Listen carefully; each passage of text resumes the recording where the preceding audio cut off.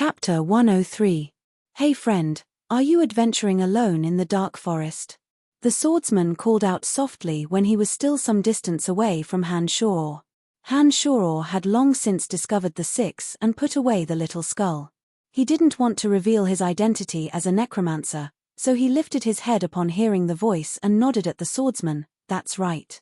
The cross-legged harpy whistled through the air. When she saw that the six adventurers had met up with Han-Shoror, she didn't dare continue to test Han-Shoror's patience. She flew to a higher altitude and observed the situation from the sky. The six adventurers were a team of 3 warriors, 2 mags, and 1 archer. The archer was a female elf, and the 3 male warriors were respectively a senior swordsman, 2 journeyman swordsmen, 1 male journeyman mage, and 1 female adept mage. After Han-Shoror had participated in the Academy's test last time, he already knew some of the ranks and symbols of the Guild of Magic and the Guild of Swordsmen. Mags would have an exquisite miniature magic staff embroidered on the shoulder of their magic robes according to their strength. Starting from the novice mags, they would have a magic staff pattern, and could have an additional magic staff for every higher rank. Swordsmen and knights also used a similar method of division, except that swordsmen used swords as patterns, and knights used patterns of warhorses to differentiate. These adventurers, swordsmen, and mags all seemed to have been approved by the Guild of Magic and the Guild of Swordsmen. Therefore, there were symbols of their strength on the clothes they wore. Han-Shoror could easily discern their strength with a single glance. The strength of these 6 people couldn't be considered weak, but if they were to go deeper into the dark forest, they would appear a bit weak.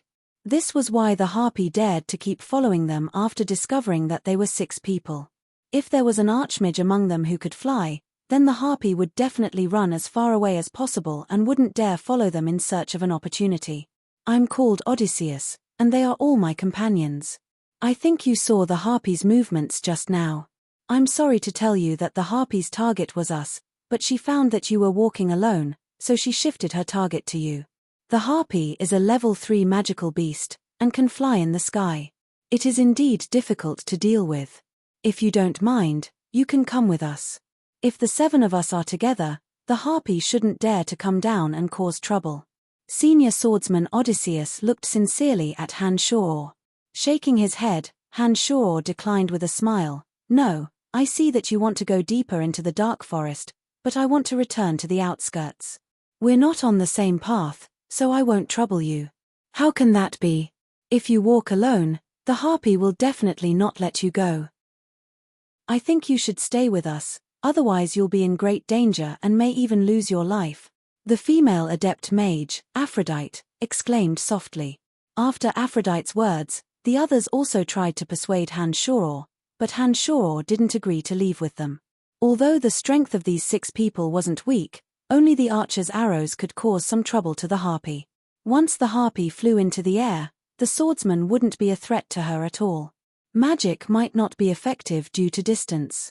However, Han-Shoror had the Demon Slayer edge, the crossbow, and Little Skull's bone dagger. If the harpy didn't know what was good for her and dared to attack, then what awaited her was likely to be a painful blow from Han-Shoror and Little Skull. Therefore, Han-Shoror wasn't afraid of the harpy and thus refused the invitation of the 6 adventurers, choosing to travel alone. Heh, thank you for your concern, but I think it won't be that easy for the harpy to eat me. Han-Shoror responded with a smile and grabbed the 2 roasted fish. He paid no further attention to the 6 young adventurers and walked in the direction they had come from. Seeing Han-Shoror calmly leave, the 6 young adventurers started. The senior swordsman Odysseus opened his mouth and said, "Let's follow from a distance. If he really has a way to deal with the harpy, we'll choose to leave. Otherwise, we'll help him and prevent him from being unfortunately eaten by the harpy. Captain, this person has already refused us. Is there a need for us to do this?" The journeyman swordsman Gordon was a bit unwilling as he spoke in a muffled voice. The harpy's original target was us.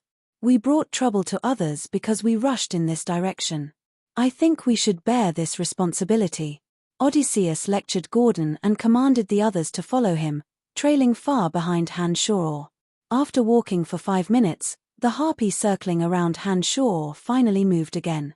She flew down from the skies and was about to land on top of Han Shuo's head when she suddenly whistled sharply into the clouds, very patiently provoking Han Shuo. However, Han Shuo was more patient than her. Although his hands looked empty, the Demon Slayer Edge was ready to fly out at any moment. The crossbow in his space ring was also ready. As long as the harpy dared to approach within a suitable distance, Han Shuo wouldn't mind taking down this level 3 magical creature with one blow. Han Shuo had clearly seen the 6 adventurers following him in the distance. Han Shuo didn't pay too much attention to their good intentions and continued to walk unhurriedly in the direction of the Cemetery of Death. After repeated probing, the harpy finally couldn't hold herself back and once again flew directly towards Han Shuo. Her sharp claws curved as she quickly approached Han Shuo's skull.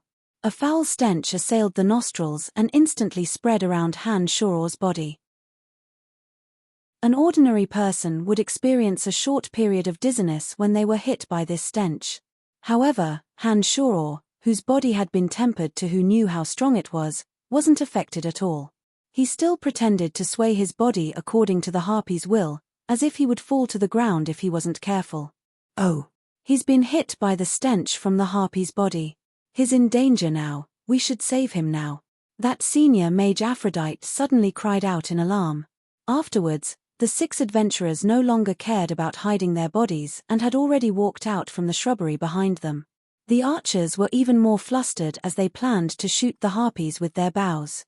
At this moment, the harpy, who hadn't dared to truly descend, seemed to think that she had found a suitable opportunity. The harpy's body, which had been 7 or 8 meters above the ground, suddenly shot towards Han Shuo like lightning. A pair of iron claws grabbed at Han Shuo's skull, seeming to want to forcefully rip apart Han Shuo's skull. A cold smile blossomed at the corners of his mouth as Han Shuo's body swayed even more. When the harpy's iron claws were about to land on his skull, Han Shuo's body stiffened and he quickly fell backwards. In this way, the claws that had been grabbing at Han Shuo's skull landed in the air. Just as the harpy let out a strange whistle and tried to move again, the Demon Slayer Edge, mixed with red light, suddenly shot through the air, carrying with it a ferocious surge of heat as it poured into the harpy's body with a boom. A low, mournful cry rang out as the harpy flapped her wings in an attempt to quickly leave the ground. At this moment, the strong crossbow was already in Han Shuo's hands. He aimed at the harpy's slender neck and shot viciously. The harpy, whose body had blossomed with red light, cried out in agony. She couldn't stabilize her body at this moment and didn't notice that an even more fatal attack was nearing. After the crossbow arrow powerfully pierced through her neck, it sent her body flying backwards. Her neck maintained the posture of tilting backwards as she fell to the ground with a boom. Oh, my God, he killed the harpy. Swordsman Andrew, who'd hurried over quickly from the distance, couldn't help but cry out in surprise when he suddenly discovered that the harpy's enormous body had fallen to the ground. He seemed to be in disbelief. The other adventurers who'd been chanting incantations or preparing to shoot also stopped what they were doing and looked at the harpy in the distance, flapping her weak wings weakly. Their expressions were all astonished. Under Han Shuo's will, the Demon Slayer Edge sank into the harpy's body and used the magical flames of the mystical glacial spellfire to incinerate the harpy's innards. No smoke appeared, but the harpy's body quickly turned into a charred mess. A strong smell even traveled a great distance. Standing up and patting off the dust on his body, Han Shuo walked in front of the completely dead harpy. He held his breath as he summoned the Demon Slayer Edge and stripped the level 3 magical core from her body. He then cut off her 2 iron claws and put them into his space ring. Level 3 magical beasts weren't actually that easy to deal with, otherwise the 6 adventurers wouldn't have such a headache. The harpy had always relied on the stench in her body and the advantage of sitting cross-legged at a high altitude to be successful in every endeavor. It was a pity that her 2 advantages weren't of any use when facing Han Shuo this time. She had instead become the target of Han Shuo's exploitation in the end. Add to that the fact that the Demon Slayer Edge was incomparably sharp and could travel according to Han Shuo's will, this was the reason for her quick and tragic death. Hey friend, you're indeed very strong. It looks like our worries were indeed unnecessary. Odysseus finally walked in front of Han Shuo in the distance and chuckled merrily at Han Shuo. Although these people hadn't been of much help, Hanshoro had heard of their conversations and methods through the original demons. He felt that these people were quite good. Now that Captain Odysseus had said this, Hanshoro nodded with a slight smile. I was actually just lucky. My true strength isn't even as good as yours. Heh, you're too modest. Odysseus obviously didn't believe Hanshoro's words and responded politely. Captain, since he's no longer in danger, I think we should continue into the depths of the southern side of the dark forest and search for the fruit of Dagmar. Gordon walked over from afar and urged Hanshoro on. Ari, I really don't know if the fruit of Dagmar we're searching for actually exists. I've never heard of a fruit that looks like a human brain, Adept Mage Aphrodite sighed. Hanshoro had been about to say goodbye to them when he didn't immediately plan on leaving upon hearing Aphrodite's words. Instead, he looked at Aphrodite with some confusion and asked, what is this fruit of Dagmar? Why does it have the shape of a human brain? It's truly a bit inconceivable. Can you tell me more about it? I've heard everything about the fruit of Dagmar from our Captain Odysseus. He's more knowledgeable. Aphrodite smiled at Hanshoro in a friendly manner and pointed at Odysseus. Odysseus smiled faintly and said, are you also interested in the fruit of Dagmar? Heh, legend has it that Dagmar is a demon who likes to eat human brains. A strange fruit may grow where he's buried after his death. This fruit is the size of a fist and presents dark brown veins. It's very similar to a human brain. It's said that the fruit of Dagmar has miraculous powers and that a normal person's brain will be thrown into chaos after eating it. However, I've heard that the fruit of Dagmar can be used to concoct very precious medicines when crushed by a pharmacist. I've accepted someone's request this time to try my luck in the dark forest and see if I can find the fruit of Dagmar. After Odysseus finished speaking, Hanshoro suddenly felt an indescribable joy in his heart. In the memories left behind by Chu Kanglan, there was a fruit called the divine brain fruit. This fruit had the effect of fiercely expanding the human brain and could turn a normal person into a madman. However, if a demonic cultivator like Hanshoro who was in the mold spirit stage ate this divine brain fruit and borrowed the effects of the demonic yuan to greatly increase their training after eating this divine brain fruit. Hanshoro hadn't originally considered this at all, because Hanshoro thought that the divine brain fruit shouldn't exist in this world. However, Odysseus' description of the fruit of Dagmar was exactly the same as the divine brain fruit. The possibility of obtaining a fruit that could greatly increase Hanshoro's current level was something that Hanshoro couldn't resist at all. Hanshoro didn't give it much thought at all and directly asked after Odysseus had finished explaining, if you don't mind, I'd like to search for this fruit of Dagmar with you all. Odysseus and the other adventurers looked at each other after Hanshoro said this and felt quite surprised. They hadn't thought that Hanshoro would suddenly make such a suggestion. Chapter 104. We actually don't hold much hope for the fruit of Dagmar. We're only trying our luck this time in the southern depths of the dark forest. We only know that someone has seen this fruit in one place. Whether or not that fruit is the fruit of Dagmar, and whether or not it's been taken by others, we can't be sure. Have you really decided to go on this unknown adventure with us? Odysseus looked at Hanshoro and explained seriously to Hanshoro, then asked Hanshoro. Hanshoro knew that the group probably didn't have much confidence after hearing Odysseus' words. However, Hanshoro felt that there didn't seem to be much to do at the moment. He'd return to the cemetery of death and continuously train and improve himself. But if he was lucky enough to obtain the divine brain fruit, then Hanshoro's mold spirit level of magical yuan would greatly increase. The increase in this level would also mean that Hanshoro's mental strength would also benefit. Therefore, Hanshoro thought carefully and felt that it was worth it to take this risk with them. Nodding, Hanshoro looked at Odysseus and responded affirmatively, yes, I want to go with you to the southern depths of the dark forest. However, if we really do discover the fruit of Dagmar, I hope to obtain one. Since you're so insistent, we're very happy to have you join us. I'm actually just trying my luck with the fruit of Dagmar and don't hold much hope. Our main goal is still to explore the dark forest, because it's rumored that there are even more attractive things within. Heh, if we can obtain the fruit of Dagmar, we only need one to complete our mission. We can give the rest to you. Odysseus said with a smile. The deeper one went, the greater the danger. All sorts of true dangers would slowly be revealed. There were even more powerful magical creatures in the innermost parts of the dark forest, some wondrous races, and all sorts of life-threatening plants. However, all sorts of tempting riches accompanied the dangers that could be seen everywhere. Some exotic plants would only grow in the depths, and many of them could be sold for high prices. Magical beasts of level 1, 2, and 3 could also be sold with abundant items. Of course, the prerequisite was that you had to kill them. Since the two sides had reached an agreement, they didn't stay here any longer. After Odysseus helped Han-Shor introduce the other companions one by one, the group of 7 advanced deeper into the region. Not far in front of them was the Holy Land guarded by the forest troll. That place was guarded by the forest troll warriors. Although there was still some wealth in the Holy Land, Han-Shor had already treated it as his own personal property. So, under Han-Shor's intentional guidance, the group avoided that area, and after making a slight detour, they continued forward. After walking like this for a day, they did not encounter much danger. When night fell, everyone came to the riverside to set up camp. Some of the lush shrubbery in the surroundings had been flattened by them. Aphrodite wore a space ring of the same quality as Han-Shor's and took out a few tents.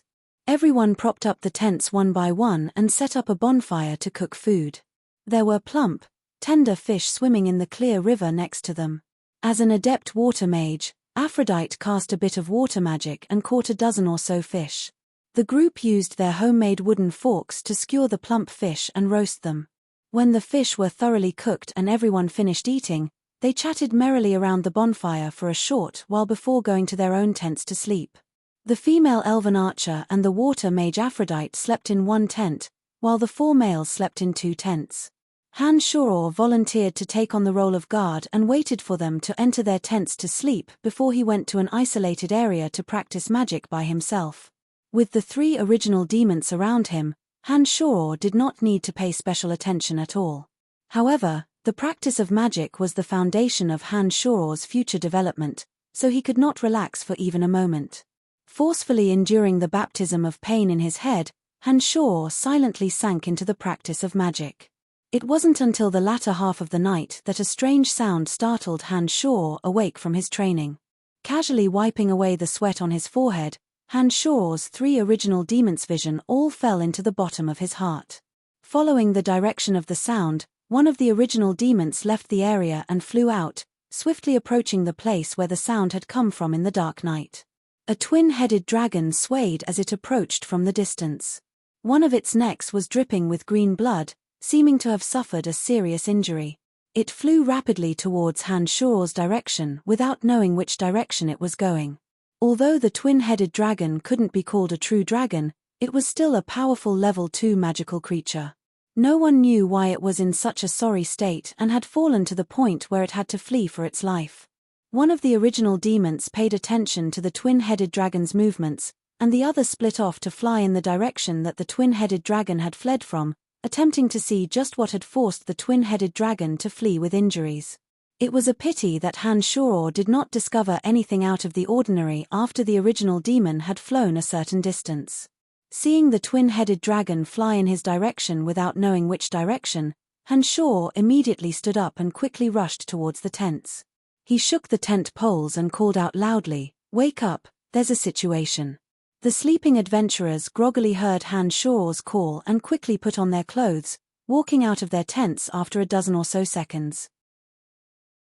Winter was about to begin and the nights were exceedingly cold.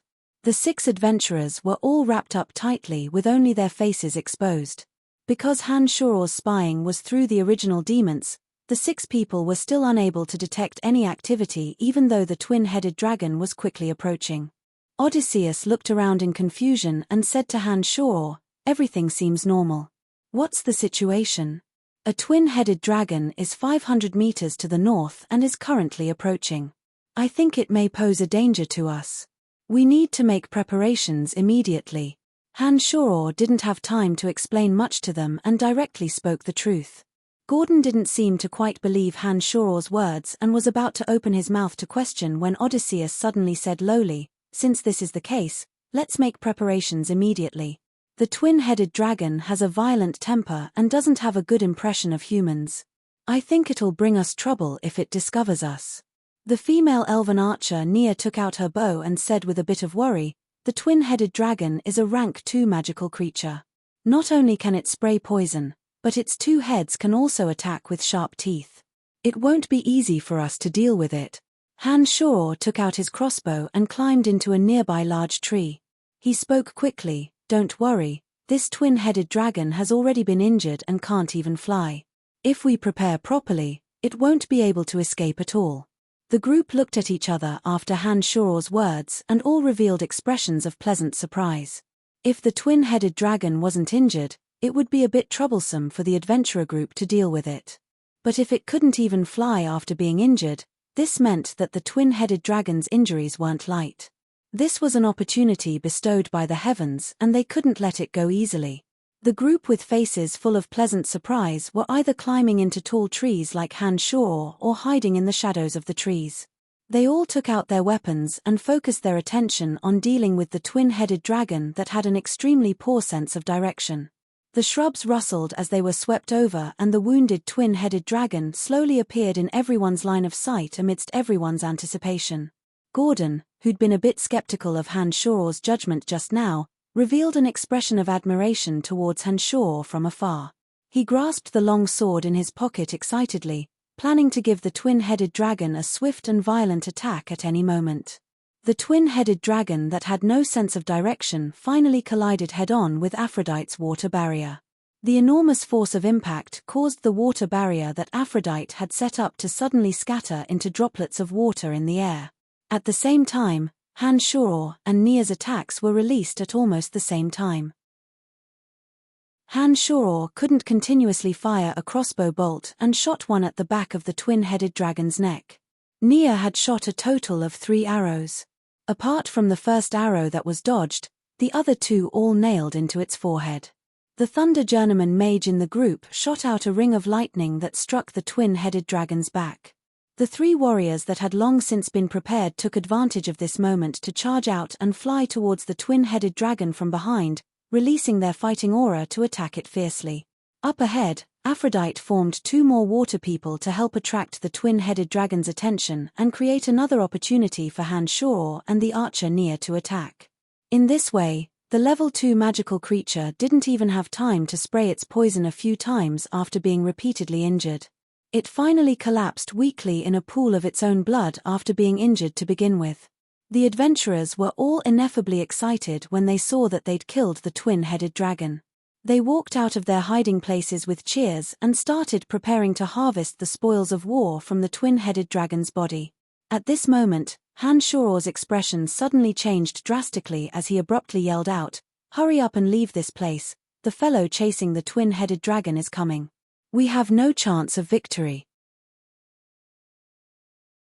Chapter 105.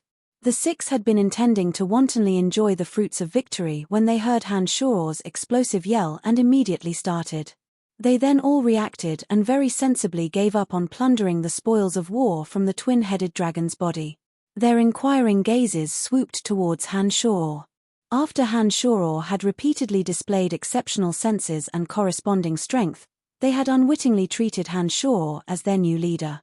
Even Odysseus wasn't displeased in the slightest and seemed to feel that all of this was a matter of course. There would always only be one leader in a team. Apart from having convincing strength, this leader also needed to have a cool head and keen judgment. "Follow me." He didn't waste words or speak humbly. When Han Shoror discovered that he had become the object of their trust, he opened his mouth and spoke directly. His body flashing, Han Shoror swiftly passed through the area and shot towards the left. None of the 6 young adventurers behind him questioned Han Shoror's judgment. They immediately put down everything in their hands and followed behind Han Shoror, ignoring the exposed tents and the still-cold corpse of the twin-headed dragon on the ground. An enormous tree that reached into the sky suddenly appeared in everyone's line of sight. The towering trees here were lush and blocked out the bright moonlight. In the middle of the night, The enormous branches were like the tentacles of a monster, appearing a bit frightening. After arriving here, Hanshor stared at one of the large trees and climbed up along the tangled branches. His body suddenly disappeared when he reached the middle of the tree. The 6 people, 3 swordsmen, were quite agile and climbed up only 10 seconds behind Hanshor.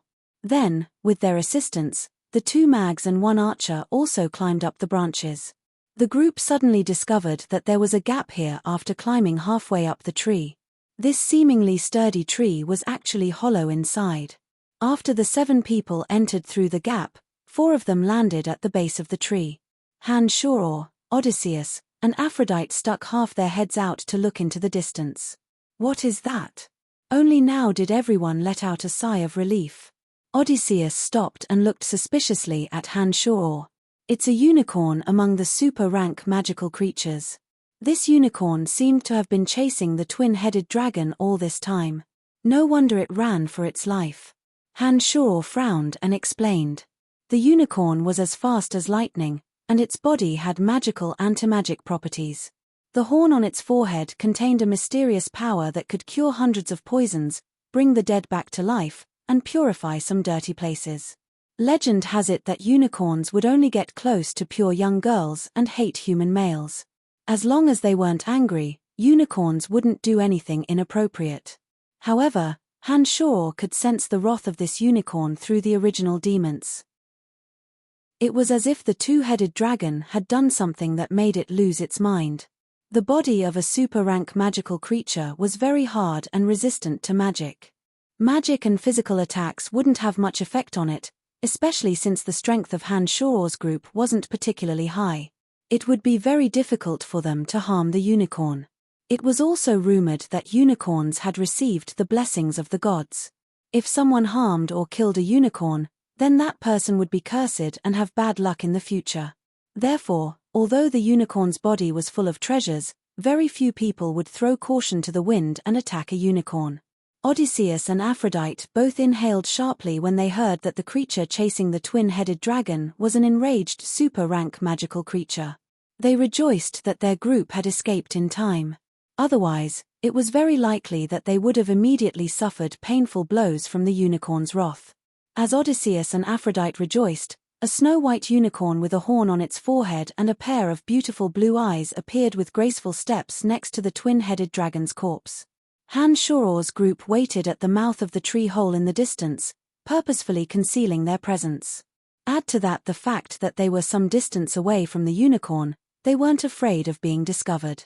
The unicorn had been a bit impatient at first, but it suddenly quieted down when it landed and saw the twin-headed dragon's corpse. With light, graceful steps, the unicorn circled the twin-headed dragon's corpse once, and even extended a snow-white foot to kick the twin-headed dragon. When it discovered that the twin-headed dragon really wasn't moving at all, it finally stood motionless where it was. Its slender white neck looked around, and its blue eyes revealed a human-like puzzlement. The unicorn didn't discover anything after looking around. It then shook its head, shuddered, and started to return the way it had come. The unicorn wasn't a carnivore, so the twin-headed dragon's corpse obviously didn't attract it at all. No matter what the twin-headed dragon had done to anger it, it was satisfied that it was dead now. An original demon kept a close eye on the unicorn until it sped up and disappeared without a trace.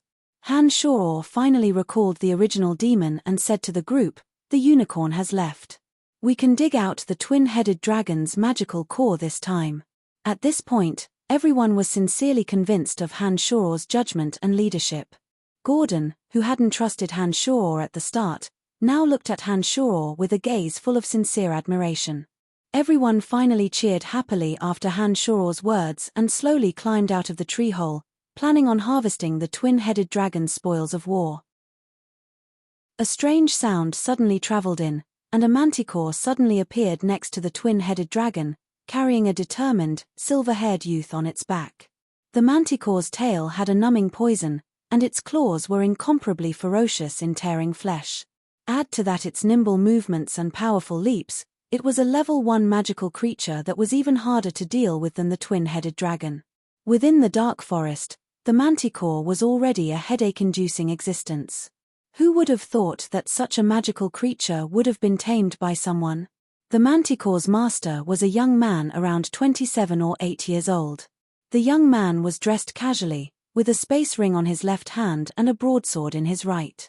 The lines on his face were resolute and angular.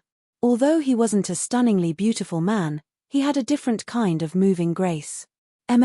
Looks like our luck isn't bad.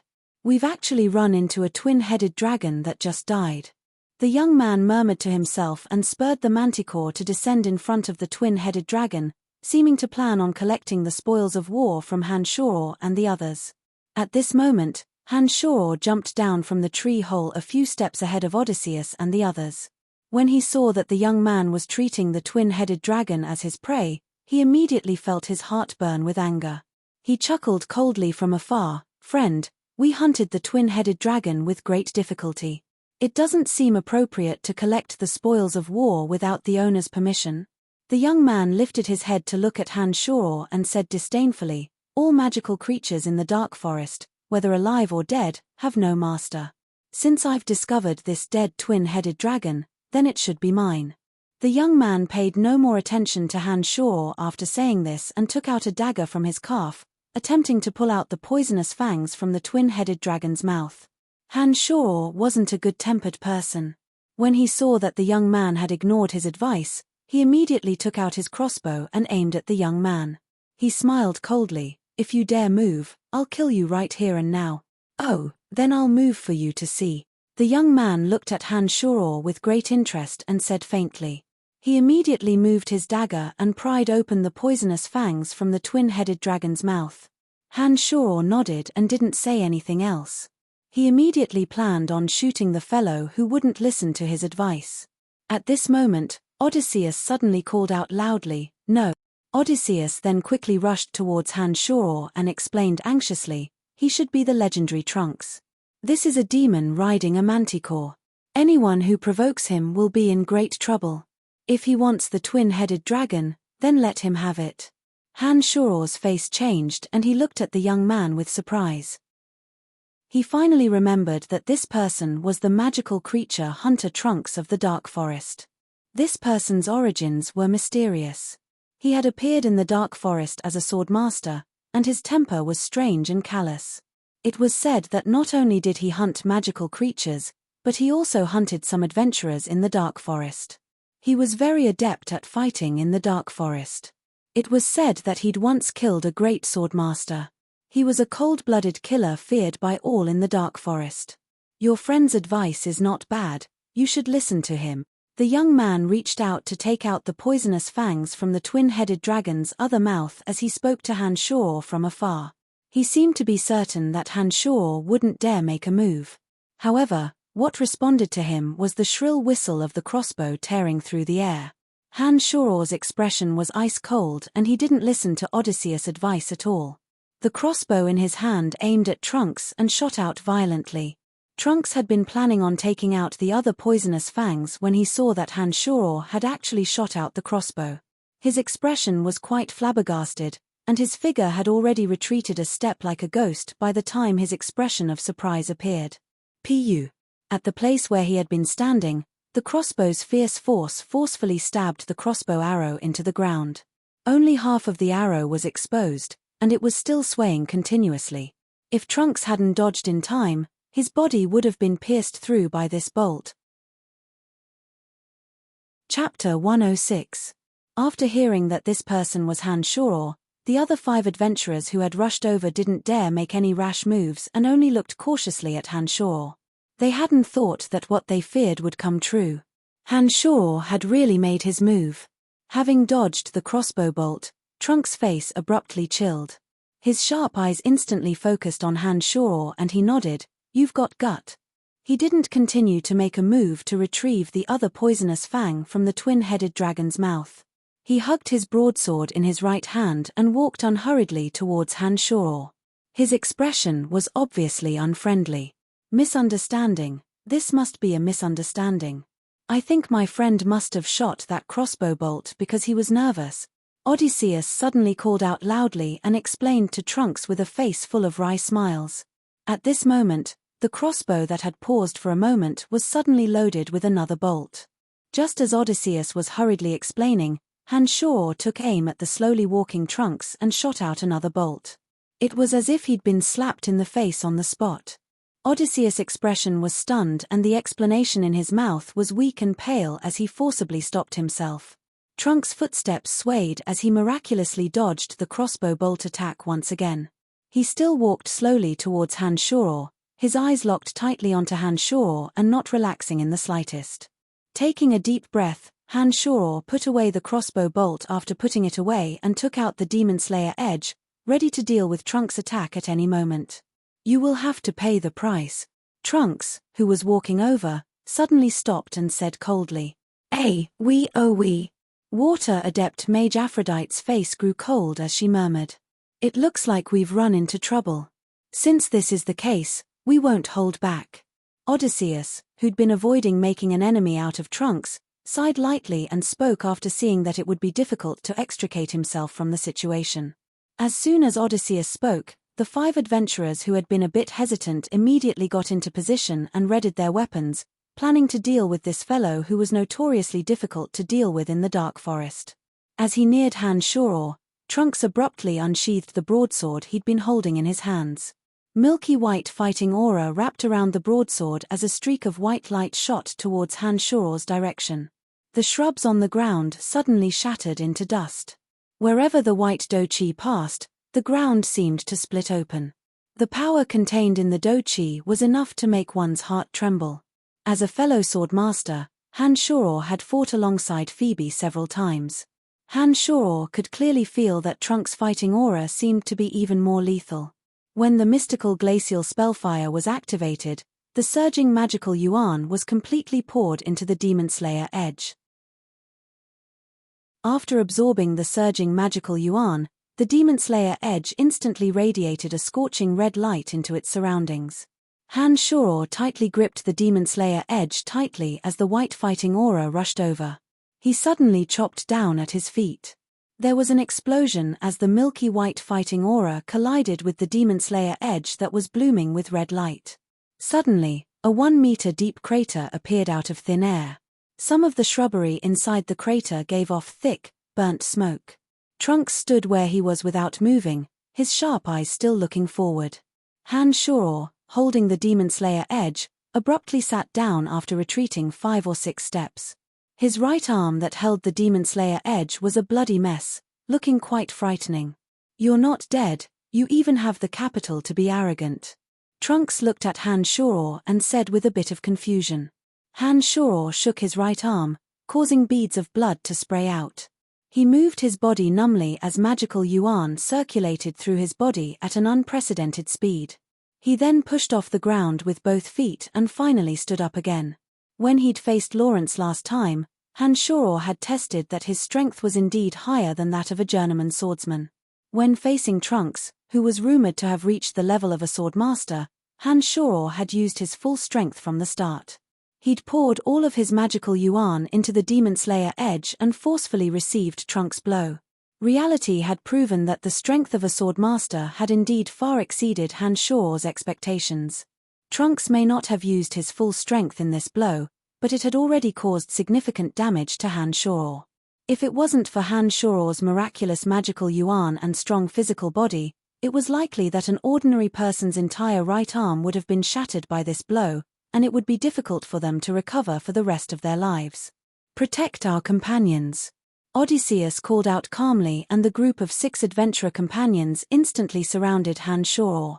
The archer Nia and the 2 mags had already launched their attacks before Trunks could continue moving, shooting straight at Trunks, who was still looking strangely at Hanshaw.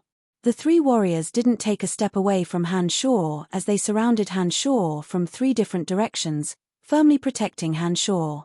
Trunks quickly dodged the attacks of Nia and the 2 mags, and then the manticore suddenly scuttled out and carried Trunks on its back before they could continue moving. "Friends, I'll go get something to eat first. Prepare yourselves, I'll slowly play with you." Contrary to everyone's expectations, Trunks didn't continue attacking, but rather sat on the manticore and said these words coldly. He then patted the manticore, and it obediently and quickly left the area. One man and one beast, under the fearful gazes of Odysseus and the others, calmly passed through the lush shrubbery and left. When everyone discovered that Trunks had truly disappeared, they all sighed in relief and sat down on the ground, clearly a bit tired after their nervousness. What? Why were you so impulsive? Odysseus looked oddly at Hanshaw at this time. Laughing ruefully, Hanshaw shook his head and said, I'm really sorry, I'm a bit odd.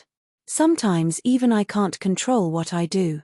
According to Hanshaw's past personality, he absolutely wouldn't have chosen to make an enemy out of such a strong adversary just now. However, for some reason, Hanshaw couldn't take being threatened more and more. Even if there was a strong killing power behind the threat, Hanshaw would still resist without a care in the world. In actuality, Hanshaw had immediately hesitated when he'd understood the strength implied by this name when Odysseus had mentioned Trunks' name. He'd even planned to immediately put down the crossbow in his hands and let Trunks take the twin-headed dragon away, unwilling to provoke such a strong enemy. However, Hanshaw had still made his move in the end, and he'd made his move quite resolutely. He hadn't considered the painful retribution that would follow. This change in personality made even Hanshaw feel that it was a bit outrageous, and he could only attribute it to the effects of magical yuan in the end. Perhaps we're too weak. Your actions are actually quite admirable, but I think we'll run into great trouble in the future. Odysseus nodded and looked at Hanshaw with a sparkling gaze. Sincere admiration appeared in his eyes. You didn't die after taking a blow from him, that means you're strong enough. Are your injuries better now? The elven archer Nia walked up to Hanshaw and asked Hanshaw with some concern. Taking out gauze from his space ring and wrapping up his right arm simply, Hanshaw put away his weapon and said to the others, My apologies for the trouble I've caused everyone, and I'm very grateful for your actions just now. Trunks won't take this lying down. I think we should discuss how to deal with Trunks after we take the remaining items from the twin-headed dragon. Although everyone's hearts were a bit heavy with the sudden addition of an enemy, the twin-headed dragon had been saved at least. Now that Hanshaw mentioned harvesting the spoils of war from the twin-headed dragon, everyone's spirits rose a bit higher. They drew their daggers with merry smiles and walked towards the twin-headed dragon, taking out the remaining poisonous fangs and magical beast cores. The poisonous fangs of the twin-headed dragon were important ingredients for refining some highly toxic powders. If altered by an alchemist, they could even be used as magic arrows and then explode midway to spray out poisonous water, dealing fatal damage to a small area of enemies. As a level 2 magical creature, the magical core of the twin-headed dragon was also quite valuable and could be sold for at least 1,000 gold coins.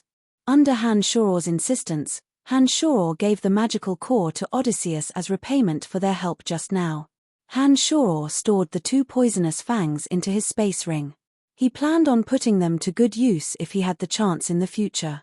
The sky was already brightening by the time he'd finished with these matters. The group packed up their belongings and continued heading south into the depths of the dark forest. The group discussed as they walked, trying to find a way to defend against Trunks. This Trunks has been treated as a terrifying existence since he appeared in the dark forest. Some of the people and beasts that roam the deeper parts of the dark forest are all very powerful. Adventurers there often fall into life-and-death battles for some spoils of battle. Even companions that come with you may betray you at critical moments. Therefore, that place is full of chaos and slaughter. Those who can adapt to the environment there, apart from having great strength, also need a cold heart. Trunks is one of the best of these types of people. In addition, he's very familiar with the environment and is very adept at using the environment of the dark forest to give his enemies cruel blows. Since we've provoked him this time, I think we'll definitely be ambushed when we enter the dark forest. Therefore, we need to be on our guard and not be ambushed by him.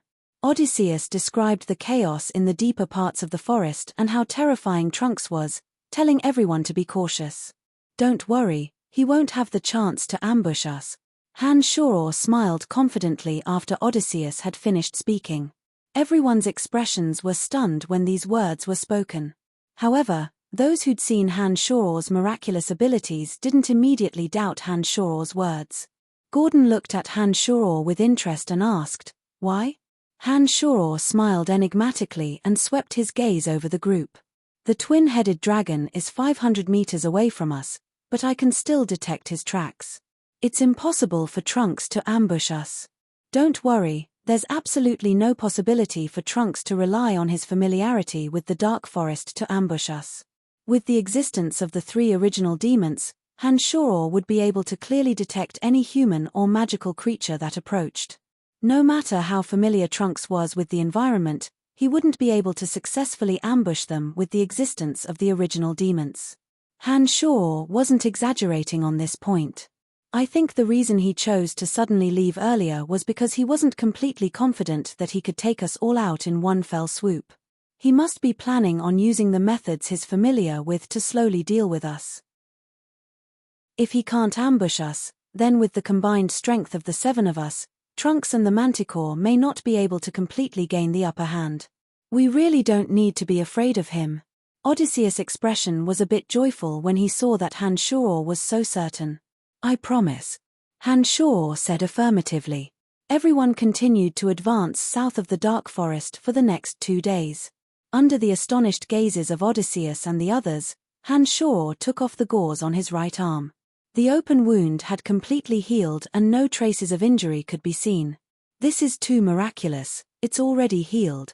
Gordon's mouth was wide open as he stared dumbfoundedly at Hanshoro's right arm and observed it for a while, attempting to find the secret behind Hanshoro's quick recovery. The other 5 adventurers also looked at Hanshoro as if they were looking at a monster. They seemed to have never thought that his right arm would be completely healed in a short 2 days. They couldn't help but be astonished when such an unimaginable fact was placed in front of them. After repeated training with magical yuan, the toughness and miraculousness of the physical body was something that they could understand. Hanshoro didn't open his mouth to explain this matter and found an excuse about the miraculous medicinal powder to cover it up. When everyone was about to enter their tents at night, Hanshoro suddenly opened his mouth and said, "Trunks wants to make a move. I think he'll attack us tonight. We need to make some simple arrangements and then you guys listen to my orders and attack. This time, I'll let Trunks understand how laughable his ambush was." Chapter 107. It had to be said that Trunks was very familiar with the terrain here. He was like another magical beast as he rode on the Manticore. His own extraordinary strength, the Manticore's help, and his familiarity and use of the terrain made him a top-notch expert. If it hadn't been for Hanshoro's original demon spying, everyone would have been helpless against Trunks' attack this time, and would have suffered heavy casualties in the pitch-black night. After all, none of the 7 adventurers, including Hanshoro, could last more than a few blows against Trunks in a one-on-one battle. However, with the original demons monitoring the entire situation, everything had changed. Trunks, who was supposed to be the hunter, was very likely to become someone else's prey for the first time. "He's here." Hanshoro, who was in the same tent as Odysseus, suddenly spoke up. Odysseus didn't express too much curiosity regarding Hanshoro's miraculous senses. After listening to Hanshoro, Odysseus only tightened his grip on the longsword in his hand and stared at Hanshoro, asking, "How should we deal with this?" "Don't worry, Trunks is observing here. We'll talk when he actually makes his move." Hanshoro sat there with his eyes closed and explained to Odysseus. Trunks was as nimble as a monkey on the surrounding trees, making use of some of the soft branches to move freely between the trees. He didn't make any sound, and no one noticed him in the dark of the night. The Manticore was a distance away from Hanshoro and the others' tents, and was now slowly circling the tents. As a Manticore that was extremely adept at hunting prey, he was also a very patient hunter like Trunks. Trunks gradually approached the large tree above the tent where Hanshoro and the others were. He looked down coldly at the tents below, seeming to consider how he should act.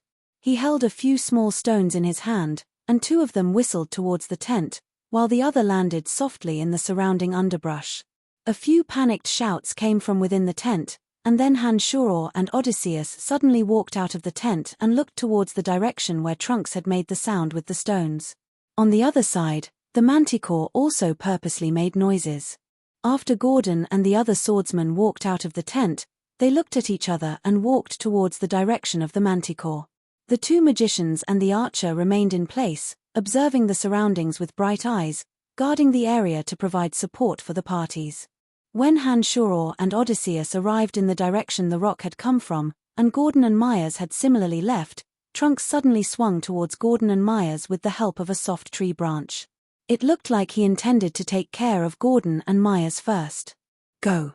Hanshor let out a low shout and circled around with Odysseus, approaching Trunks from another direction. Gordon and his companion walked slowly. Their gazes were filled with vigilance as they constantly scanned the surrounding bushes. The manticore was lurking in the bushes 10 meters away from them, waiting for them to get close so it could launch a surprise attack. With the help of the tree branches, Trunks miraculously didn't make any sound, nor did he reveal himself. He slowly closed in on Gordon and Myers, quickly appearing above their heads. A crossbow suddenly tore through the air at this moment. The sharp whistling sound of the crossbow tearing through the air was extremely ear-piercing in the silent night. Making use of the cork, Trunks suddenly discovered that the target of this crossbow bolt was actually himself, and immediately appeared to be inconsolable. Trunks, who was still floating, had no footholds and could only helplessly drop to the ground. At the same time, the two magicians and archer who should have been guarding the tent suddenly appeared miraculously. A water dragon, a bolt of lightning, and 3 flying arrows suddenly attacked. Trunks was completely unable to stop his body's descent in midair at this moment. He used his broadsword to release milky white fighting aura with great difficulty to defend himself. However, Trunks had obviously taken a beating in his haste. Although he'd cut through Nia's 3 flying arrows, his body had been struck by lightning and his chest had also been blasted by the water dragon. He let out a muffled groan as he fell into the thick bushes. Third tree on the left, 5 steps in front of it, attack. Hanshor suddenly called out calmly from afar. A few waves of attacks were launched, all aimed at Trunks who just landed. That patch of bushes was extremely thick, and Trunks nimbly dodged into it after landing in the dark. Logically speaking, Hanshor and the others would have no way of discovering that position. However, reality was always unexpected. Trunks had just finished dodging when a few waves of attacks suddenly descended upon him when Hanshor called out softly. This time, Trunks had dodged the attacks of the 2 magicians, but the arrow that the completely invisible archer Nia had casually shot just happened to land on Trunks' buttocks. A pained cry suddenly sounded from there. Trunks obviously hadn't reacted yet, and his body changed directions again after a pained cry, attempting to attack the others from the other side. However, as Hanshor continued to dictate, the group's attacks arrived one after another, all of them miraculously landing in Trunks' position. What the F***ck is going on? Trunks, who'd been bombarded repeatedly, had never been as depressed as he was today. He finally couldn't help but curse out loud. Trunks had always been exceedingly confident in his ability to hide his tracks and ambush others. He'd never thought that anyone would be able to see through his tracks in the dark forest. However, Trunks had suffered greatly for the first time this time when facing a group of adventurers whose strength wasn't too outstanding. He'd been drowned in attacks no matter how he dodged, and he'd already sustained significant injuries in just a short while. The manticore that had been lying in ambush finally couldn't restrain itself and charged over from afar when it saw that its master's methods didn't seem to be effective. The bushes were tossed into the air as the manticore ran, and a sharp claw slashed down a large tree as thick as a man's waist. The momentum was astonishing to the extreme. The manticore's coming, attack! Odysseus called out loudly, and the 3 swordsmen suddenly spread out, blocking the manticore's path.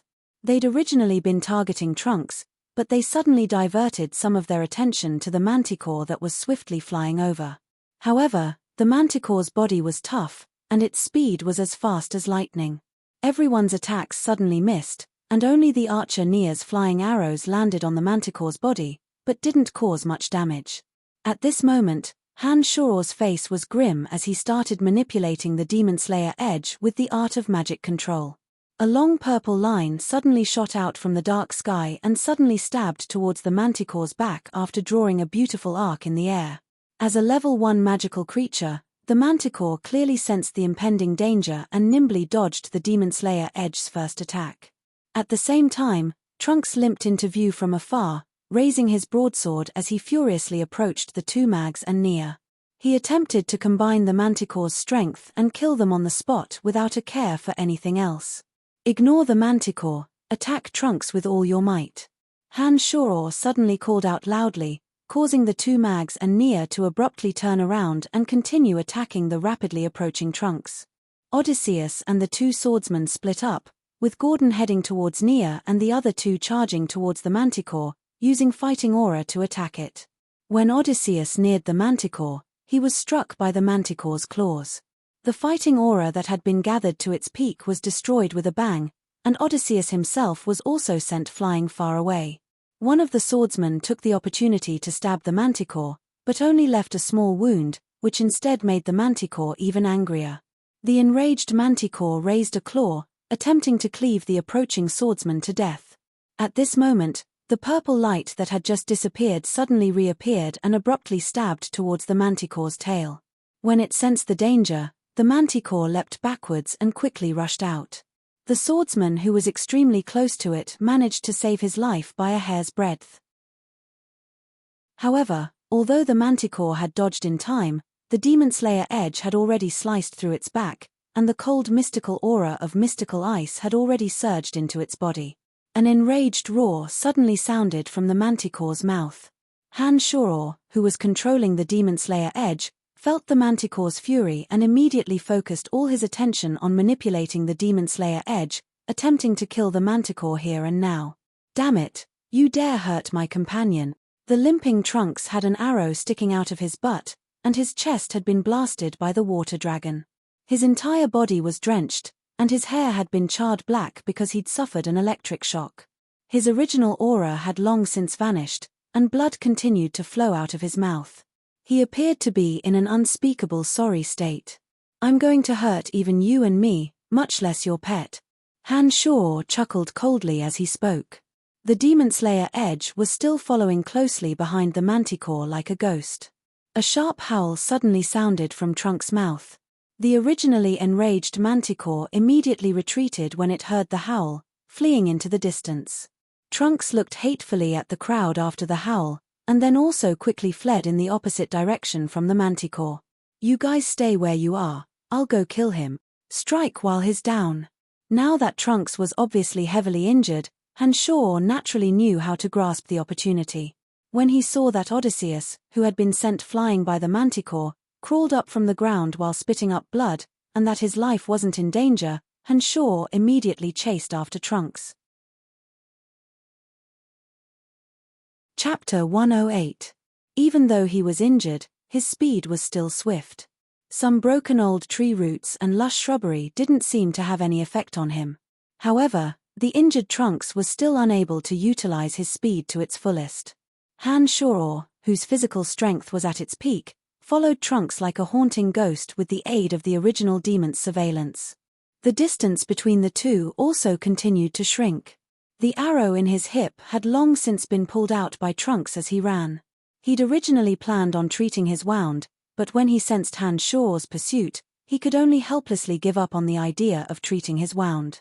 He ignored the bleeding wound and continued to flee without a care for anything else. This chase continued for dozens of minutes. Trunks' astonishing endurance was still able to grit his teeth and persevere. Every time Han Shoror appeared in his line of sight, his potential would burst forth and his speed would increase once again, attempting to throw Han Shoror behind him. It was a pity that Han Shoror, who had practiced demonic magic, had long since tempered his originally weak personality into indomitable perseverance after repeated baptisms of pain. The tenacity of his willpower was beyond Trunks' imagination. Han Shoror, who had been in pursuit from beginning to end, didn't slow down for even a moment. Instead, he seemed to be addicted to the chase and became more and more ferocious. Although Trunks was very familiar with the nearby terrain, Han Shoror, who had the original demons on him, was more like a pair of eagle eyes hovering in the air and observing everything. No matter how hard Trunks tried, he was still unable to throw Han Shoror off just by relying on his familiarity with the terrain. Finally, after half a day of this chase, Trunks, who had lost too much blood, finally realized that this wasn't the way to go.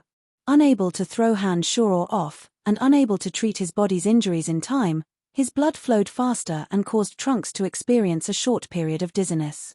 Stopping against a large tree, Trunks wiped away the traces of blood at the corner of his mouth and panted heavily as he looked at Hanshoro, who was similarly slowing down and approaching step by step. He opened his mouth and said, "So you're the only one following me. I think you're courting death." After taking 2 deep breaths, Hanshoro's racing heart slowly calmed down and returned to normal.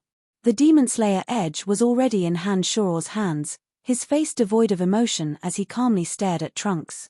Hanshoro wasn't in a hurry to immediately approach Trunks, and his steps were exceedingly slow.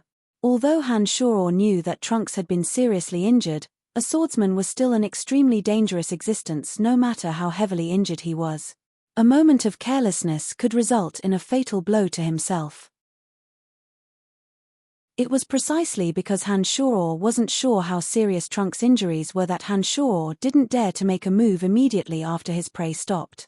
"If you weren't injured, I wouldn't stand a chance against you in a one-on-one fight.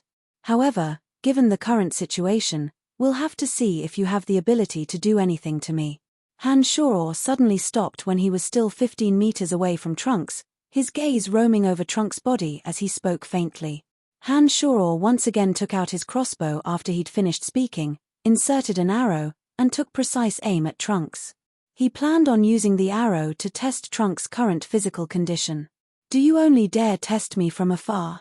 If you had the guts like last time, you should charge forward without hesitation." Trunks pressed his back against the tree and coldly watched Hanshoro's movements as he spoke disdainfully. "Do you think I'm stupid, or are you stupid? You should know that our roles have already been reversed. You're the prey and I'm the hunter. How we play is up to me." Hanshoro didn't mind Trunks' taunts in the slightest as he decisively fired the crossbow after aiming at him. In the dusky night sky, the tip of the crossbow flashed with a cold light as it suddenly whistled through the air and shot towards Trunks' chest like lightning. Trunks' expression didn't change in the slightest in the face of the crossbow arrow. His body flew into the air almost as soon as the whistling sound of the arrow piercing through the air rang out. The crossbow arrow fiercely nailed itself into the tree that Trunks had just been leaning against with a thud. Having dodged the attack, Trunks' body soared a few meters into the air, nimbly crossing the 15-meter distance and actually appearing in front of Hanshoro in an instant. His speed was faster than Hanshoro could have imagined. Milky white fighting aura filled Hanshoro's vision in an instant. It was as if he was in the center of a tornado. Hanshoro's body was enveloped by the milky white fighting aura as his muscles instantly tightened and stiffened. It was difficult for him to even move. He could only watch helplessly as the fighting aura drowned him. His body couldn't move, but the magical yuan within his body flowed unimpeded. Hanshoro willed the Demon Slayer edge to fly out of his hand and suddenly whistled through the air as it danced around Hanshoro's body. Hanshoro's body was instantly enveloped by the light of the Demon Slayer edge. A violent sound of metal clashing rang out from Hanshoro's surroundings, accompanied by Trunks' incredulous roar of anger. Just as Hanshoro's eardrums were about to deafen, all of the ear-piercing sounds of metal clashing completely disappeared. His body that had been stiff and unable to move also returned to normal. "Impossible, how is this possible? How is it that your weapon can still defend against my dragon binding slash? Just who are you?" Hanshoro had just regained feeling in his body when he immediately heard Trunks' shocked cries. Focusing his eyes, Hanshoro suddenly discovered that Trunks' face was deathly pale. The broadsword that he had been holding all this time had many cracks on its blade. Trunks' gaze had been roving back and forth between the broadsword and Hanshoro's body. He had a look of disbelief on his face as he continuously muttered, "Impossible." Hanshoro's clothes had all been shredded and hung on his body like strips of cloth. There were several long scratches on the surface of his muscles, revealing the bright red flesh underneath. The Demon Slayer edge seemed to have been flung off as it landed motionlessly in the distance, but there weren't any nicks on it. "Nothing is impossible." Taking advantage of Trunks' state of mind, Hanshoro suddenly yelled out and then punched out fiercely. Trunks only reacted when the punch had landed in front of him. He raised his saw-toothed broadsword and blocked Hanshoro's punch. A crisp clang rang out as Hanshoro's right fist went numb, but Trunks' body staggered. Overjoyed, Hanshoro knew that the dragon binding slash just now should have used up most of Trunks' fighting aura. Therefore, he immediately moved closer to Trunks and bombarded him with a flurry of punches and kicks. Trunks, who had been famed for being difficult to deal with in the Dark Forest, had actually become the weaker side after being repeatedly injured. He was continuously pushed back by Hanshoro's series of attacks, until he finally stumbled and fell backwards. Wait! Just as Hanshoro grasped the Demon Slayer edge again and was about to take advantage of the opportunity to end Trunks' life, Trunks suddenly opened his mouth to stop him. He stared at Hanshoro and said, "No matter why you've come to the Dark Forest, I can help you. We actually don't have any irreconcilable hatred between us. It's only for the spoils of war from the body of a twin-headed dragon. It's actually not that valuable." Hanshoro thought carefully after Trunks' words. This was indeed the case. Hanshoro had made the first move because he didn't want to be threatened. He wanted to kill Trunks now because he wanted to put an end to any possible retaliation from Trunks in the future. To be honest, Hanshoro and Trunks actually didn't have any deep hatred between them at all. He walked in front of Trunks and fiercely stabbed the Demon Slayer edge into the ground 4 times. Hanshoro callously put away the Demon Slayer edge amidst Trunks' shrill cries like a pig being slaughtered. The Demon Slayer edge had stabbed into Trunks' hands and feet 4 times. Although it wasn't enough to cause fatal damage and wouldn't affect Trunks' training and strength in the future, Trunks absolutely wouldn't have the chance to pose any threat to Hanshoro in the short term. "I'm very sorry. Because you're more dangerous, I thought it was safer this way." Hanshoro shrugged and said naturally. He paused and stared at the grimacing Trunks after a pause. He smiled faintly and said, "I think we can talk properly now. If I don't kill you, what can you help me with?" "Oh, it looks like there's another cold-hearted magical creature hunter in the Dark Forest. Haha." First, he groaned in pain. Then, Trunks, who was limp from head to toe, actually started laughing hysterically. However, his current sorry state set off his burnt hair, and his expression was indescribably awkward and ugly. "Be honest if you want to live. Tell me what you can help me with." Hanshoro looked at Trunks and asked with a slight smile. "Then I'll first ask you why you've come to the depths of the Dark Forest. What is it?" Trunks' expression didn't show any signs of panic. Although he still moaned in pain, his expression was very calm. Starting, Hanshoro felt that there was no need to hide anything and said directly, "I've come for the Fruit of Dagma. Can you help me obtain the Fruit of Dagma? I've stayed in the Dark Forest for many years and have heard of all sorts of legends. I know a bit about the location of the Fruit of Dagma and I can take you there, but I'm not too sure if I'll be able to obtain the Fruit of Dagma. If you let me go this time, I can promise to help you with all my strength and won't pursue this matter in the future. If you've heard of my name, then you should know that I never go back on my word." Trunks looked at Hanshoro and promised solemnly. "Deal." Hanshoro nodded and responded crisply. Chapter 109. Although this Trunks was famed for being difficult to deal with, his reputation was quite good.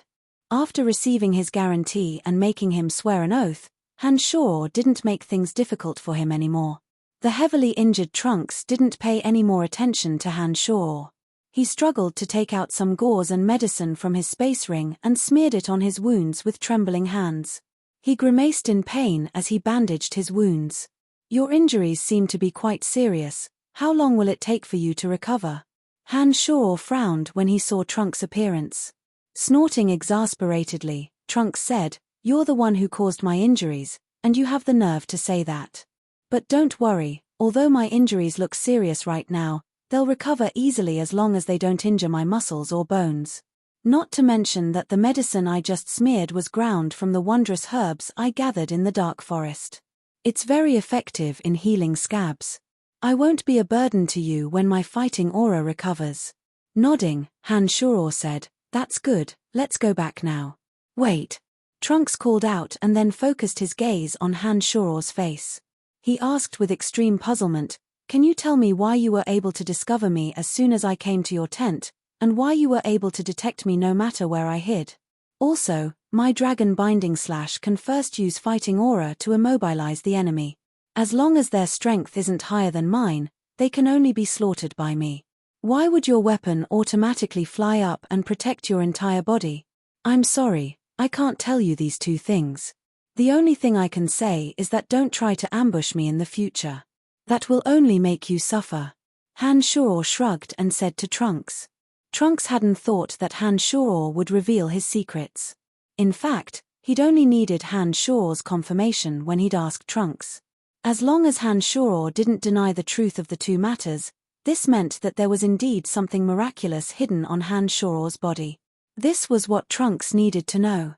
Nodding to express his understanding, Trunks said, if no one can ambush you, your strength will increase by at least several times in the dark forest. It looks like there's a chance of success in finding the fruit of Dagmar this time. The journey back took 5 times longer than when they'd come. Trunks' speed was greatly reduced due to his injuries. However, Trunks stubbornly refused Han Shoror's support and stubbornly insisted on walking alone. As the two walked, Han Shoror learned many things about the dark forest through Trunks. They walked from dawn all the way until the afternoon before finally returning to their starting point. Odysseus and his group's tents were still there. They hadn't left and waited for Han Shoror and Trunks to appear. The adventurers all gripped their weapons tightly and pointed them at Trunks as if they were facing a great enemy. Everyone put down your weapons, he won't be a threat to us. Han Shoror walked over and seriously advised everyone to stop drawing their weapons. When the group heard Han Shoror's words and looked at Trunks' sorry state, they hesitated and all put down their weapons. The water adept mage Aphrodite asked with surprise, Han, what's going on? Let's talk in a moment. How are Odysseus' injuries? Han Shoror asked Aphrodite with a frown. Looking unkindly at the pale-faced Trunks, Aphrodite said, his life isn't in danger, but there's a deep bloody claw mark on his chest from the manticore's attack. His entire body is stiff and strange. I think that even if he recovers in the future, the injury to his chest will affect his strength. He just went to rest. The others' gazes were full of resentment as Aphrodite spoke. They swept their eyes over Trunks' body, seeming ready to pull out their weapons at any time and give Trunks a painful blow. Han, can you tell us why you've brought this person here? Oh, I know, you've captured him alive and are planning on personally executing him in front of Odysseus. Gordon stared fixedly at Han Shoror and said with a darkened face. Because of their captain Odysseus' injuries, these people held an undisguisable hatred towards Trunks. Han Shoror could feel the fury in their hearts from their tone and expressions. If it wasn't for Han Shoror stopping them just now, Trunks would have immediately suffered the revenge of these angry people as soon as he appeared. But now, Han Shoror needed Trunks to take him to find the fruit of Dagmar, so Han Shoror couldn't let these people harm Trunks. Seeing Gordon's darkened expression, Han Shoror hesitated and explained what had happened. When Han Shoror had finished, Gordon laughed coldly for a while and then said loudly, "Screw the fruit of Dagmar. Now that Odysseus has suffered such heavy injuries, what we need isn't the fruit of Dagmar, but the life of this detestable murderer. Han, do you want the fruit of Dagmar, or revenge for Odysseus?" The elven archer Nia suddenly looked coldly at Han Shoror and asked faintly. The gazes of the other adventurers all gathered on Han Shoror, as if waiting for Han Shoror to give an answer. Han Shoror suddenly felt a great headache at this moment. He hadn't thought that Odysseus' injuries would be so severe, nor had he thought that these people's concern for Odysseus was clearly far greater than the fruit of Dagmar. In Han Shoror's heart, he hadn't thought of these people as trustworthy companions to begin with. He'd only come with them purely for the fruit of Dagmar. Han Shoror felt a bit surprised by the events that had transpired now, and was a bit touched by their friendship with Odysseus. However, because he'd already promised Trunks earlier, Han Shoror didn't know how to handle things at the moment. As the main character, Trunks had been silent since he'd arrived. There wasn't any panic in his gaze as he calmly scanned everyone's faces. Only now did he suddenly open his mouth to say, "It looks like everyone doesn't welcome me, but I have a way to cure Odysseus' injuries. Is there anyone willing to trust me?" Han Shoror didn't wait for the others to say anything after he'd said these words when he immediately said, "You can help Odysseus?" Nodding, Trunks said with certainty, "Odysseus' injuries were caused by the manticore. The manticore is my companion, so I naturally know how to treat injuries caused by it. Follow me. Han Shoror had long since sensed Odysseus breathing and immediately didn't waste words as he led Trunks to open one of the tents, revealing Odysseus, who was also pale-faced and a bit weak. There was a large hole in the soft armor on Odysseus' chest that had been wrapped up with gauze. It was impossible to see the extent of the injuries inside. Aphrodite and Gordon also walked in after Trunks and Han Shoror walked in. The others surrounded the outside of the tent, carefully preventing Trunks from making any rash movements. "Take off the gauze," Trunks ordered after walking in. The group hadn't said anything since Trunks had said he had a way to help Odysseus, as if they were waiting to see Trunks' actions before deciding what to do next. Gordon was still silent, but he walked towards Odysseus. He first woke Odysseus up and then helped him take off the gauze amidst Odysseus' astonished cries, revealing the frightening wound on his chest that was so deep that bone could be seen. "Han, what's going on?" Odysseus looked weakly at Han Shoror and asked in confusion. "Don't move and don't speak. I'll explain when your injuries have stabilized." Han Shoror moved closer to Odysseus and said softly. At this moment, Trunks took out a medicine bottle from his space ring and poured out some red powder from within, slowly applying it to the wound on Odysseus' chest. He opened his mouth to explain faintly, "The tail of a manticore contains a great poison that numbs and stiffens the body. Its claws also contain this poison, but it's not as strong as the tail.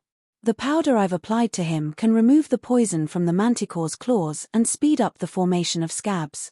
His chest has suffered such a heavy injury. Even if he completely recovers, it'll affect his strength in the future." Gordon's expression eased a bit, but he still appeared a bit unfriendly as he stared at Trunks.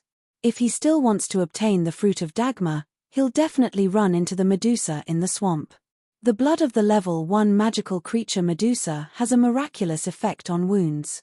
As long as we kill the Medusa and smear its blood on his wounds, I guarantee that there won't be any side effects. The wound on his chest will heal even faster in the future. Trunks faintly explained after flicking a glance at Gordon. Looking at Gordon and then at Aphrodite, Han Shoror said calmly, "I think we need him to find the Medusa for us. What do you think?" Aphrodite and Gordon looked at each other and nodded at the same time. Chapter 110. Two swordsmen made a simple stretcher to carry Odysseus.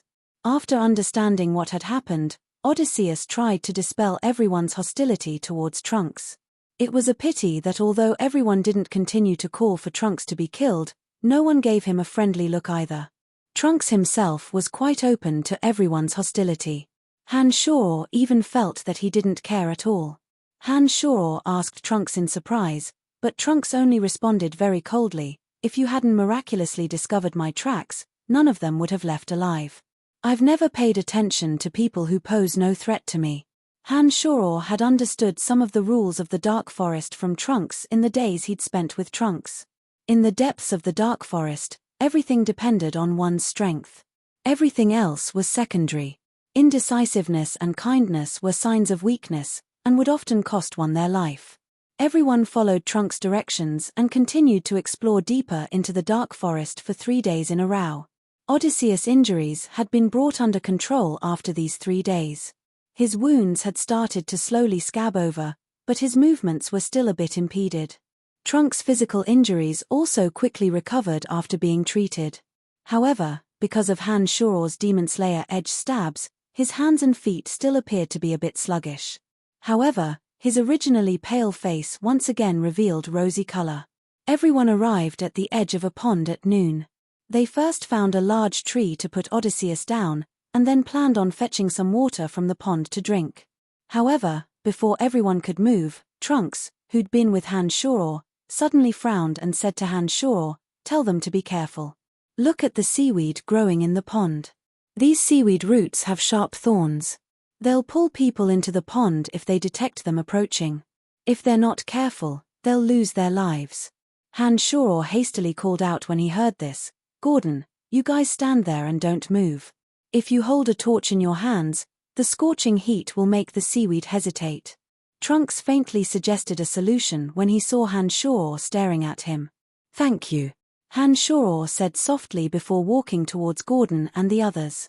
He explained the dangers of the seaweed and reminded them to carry the torches. When they started to act according to Han instructions, an original demon standing guard in the distance suddenly discovered the manticore's movements. Han was startled and quickly arrived in front of Trunks, saying, "Your manticore is nearby." Nodding, Trunks looked at Han in astonishment and said, "You can actually detect movement in your surroundings. Not bad. I chose this path because this is where I told the manticore to stay. I have a scent on me that only it can smell. I think it'll be able to find me very quickly. So that's how it is. I hope you can make the manticore behave." Han understood that Trunks' reputation for keeping his promises had always been pretty good, so he wasn't afraid of any tricks from him. However, as a level 1 magical creature with boundless strength, the manticore could identify enemies. If it attacked him and Odysseus as soon as it appeared, then it would be a bit troublesome. "I know what to do, I don't need you to remind me." Trunks leaned lazily against the large tree and suddenly opened his mouth to howl. The manticore, which had been pacing in the distance, swiftly approached Trunks when it heard his howl and stood docilely in front of him after 10 seconds. Gordon and the others, who had been drawing water from the pool in the distance, acted as if they were facing a great enemy when they saw the manticore appear, but were comforted by Han words. At this moment, one of the original demons, who had been observing the manticore from afar, suddenly saw a strange phenomenon. The branches of a small, lush green tree suddenly began to twist strangely. The twisted branches twisted into a few balls like fried dough twists and suddenly strangely transformed into human hands and feet. Han sensed the abnormality through the original demon and immediately began to observe with rapt attention. The twisting branches continued to twist and finally formed a strange person draped in tree bark clothing. This strange person had green hair and looked a bit similar to a forest troll, but had pointy ears and looked a bit like an elf. Just as Han was puzzled, the strange person identified the direction and headed in the direction that the manticore had just walked, murmuring lowly, "If the manticore is here, then Trunks must be nearby as well." Han was startled and abruptly stared at Trunks. "There's a strange person who seems to have set his eyes on the manticore. He was just a tree and is now following the path that the manticore has taken and is approaching. He seems to recognize you." Trunks' lazy expression was swept away as soon as Han words had sounded. He stood up with a bang and leapt onto the manticore's back, saying, "If I'm not wrong, that person should be the great druid Caspian. As a great druid, Caspian has the ability to transform into a tree or a giant bear. He can also communicate with trees. I can't meet him with my current strength, we have to leave immediately. It's too late, he's already here." Han frowned and suddenly spoke. Originally, Han had wanted to ask Trunks before deciding whether to leave or stand their ground, but he hadn't thought that the great druid Caspian would move so quickly. Caspian leapt onto a tree branch just as Trunks was speaking. The soft branch seemed to have a mind of its own as it suddenly swung and tossed Caspian over. Caspian had already landed in front of Trunks as soon as Han had finished speaking. He looked at Trunks with a slight smile. "Long time no see, good friend. Shouldn't you return what you owe me?" Trunks, who was riding on the manticore, didn't pay any attention to Caspian. The manticore took a leap and attempted to leave the area. The smile on Caspian's face didn't change as he suddenly recited a string of ancient and desolate incantations. All of the shrubs, trees, and flowers in the direction that the manticore had jumped seemed to come to life, turning into countless hands of all sizes as they moved to entangle the manticore and Trunks. Right in front of Trunks, the branches of a large tree intertwined into a net, blocking off his path. The shrubs churned like the waves of the sea, surrounding the manticore and Trunks in a short while. The rampaging manticore tried to destroy everything around it, but was stopped by Trunks. "Old friend, I can feel that you're injured. You didn't resist this time, which means that you don't have the confidence to throw me off. It looks like your injuries aren't light. Give me the divine wood scepter and I can help you treat your injuries. Isn't that good?" Caspian looked at Trunks, who had stopped in the distance, and spoke with a smile. Han and the others watched the dispute between Trunks and Caspian, but didn't interfere. It looked like Trunks had taken something from Caspian, and Caspian was just coming over to take it back. Judging from the current situation, it looked like Trunks was the one in the wrong. Therefore, Hanshoro didn't interfere and only watched coldly from the sidelines. "I'm injured, you won't forcefully take it at this time, will you?" Trunks spread out his hands after he'd been surrounded by the shrubs. Caspian was silent for a moment and then stared at Trunks. "If I remember correctly, you were the one who took the divine wood scepter when I was injured. If there's a need, I don't mind learning from you." "Alright, this is your divine wood scepter. I've studied it for 3 months and haven't discovered anything special about it. I'll give it back to you." Pursing his lips and smiling wryly, Trunks took out an exquisite scepter that seemed to be made from the roots of an old tree from his space ring and tossed it far away to Caspian. A large tree branch suddenly extended down and miraculously wrapped around the divine wood scepter, sending it into the hands of the great druid Caspian. When Caspian grasped the divine wood scepter, an aura of vitality immediately emanated from within. The surrounding shrubs rustled as if they were cheering softly. Caspian tossed a small bottle the size of a thumb to Trunks. When Trunks caught it, Caspian said faintly, "The 100 flowers essence in the bottle will be greatly beneficial to your injuries. Don't have any ideas about me in the future." Trunks gulped down the 100 flowers essence and shrugged his shoulders at Caspian, not agreeing to anything.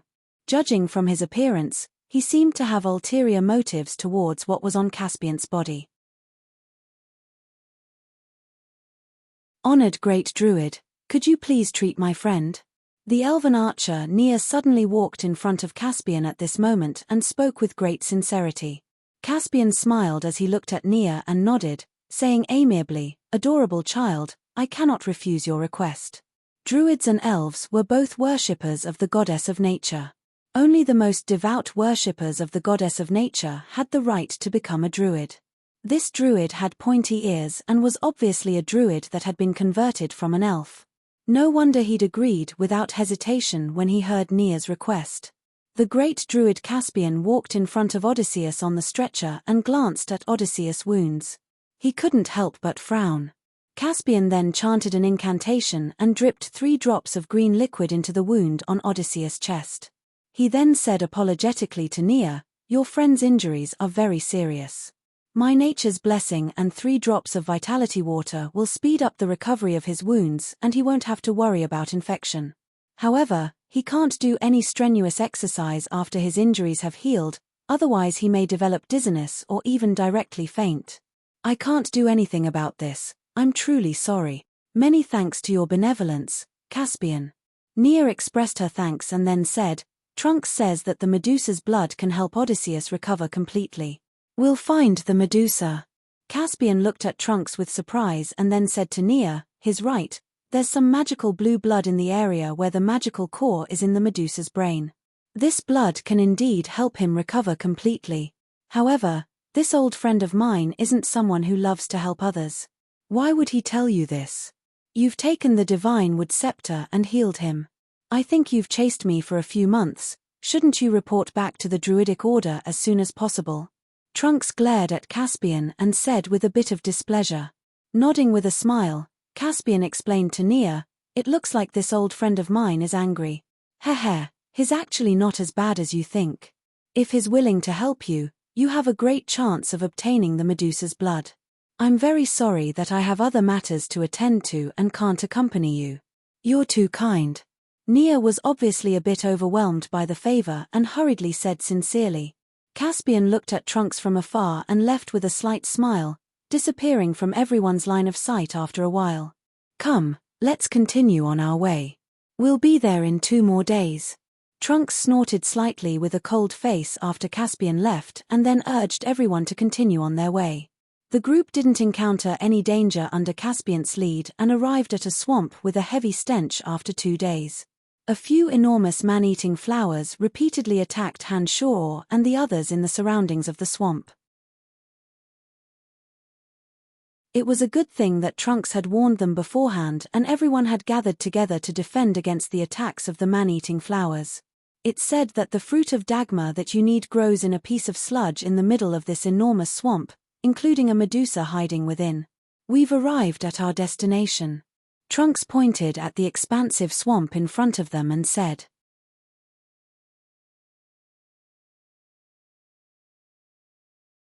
Chapter 111. The swamp in front of them was wide, and the white bones of some humans and beasts could be faintly seen in the grey mud. It looked like there had been quite a few humans and beasts that had died here. There were also all sorts of ugly and strange plants growing in the mud.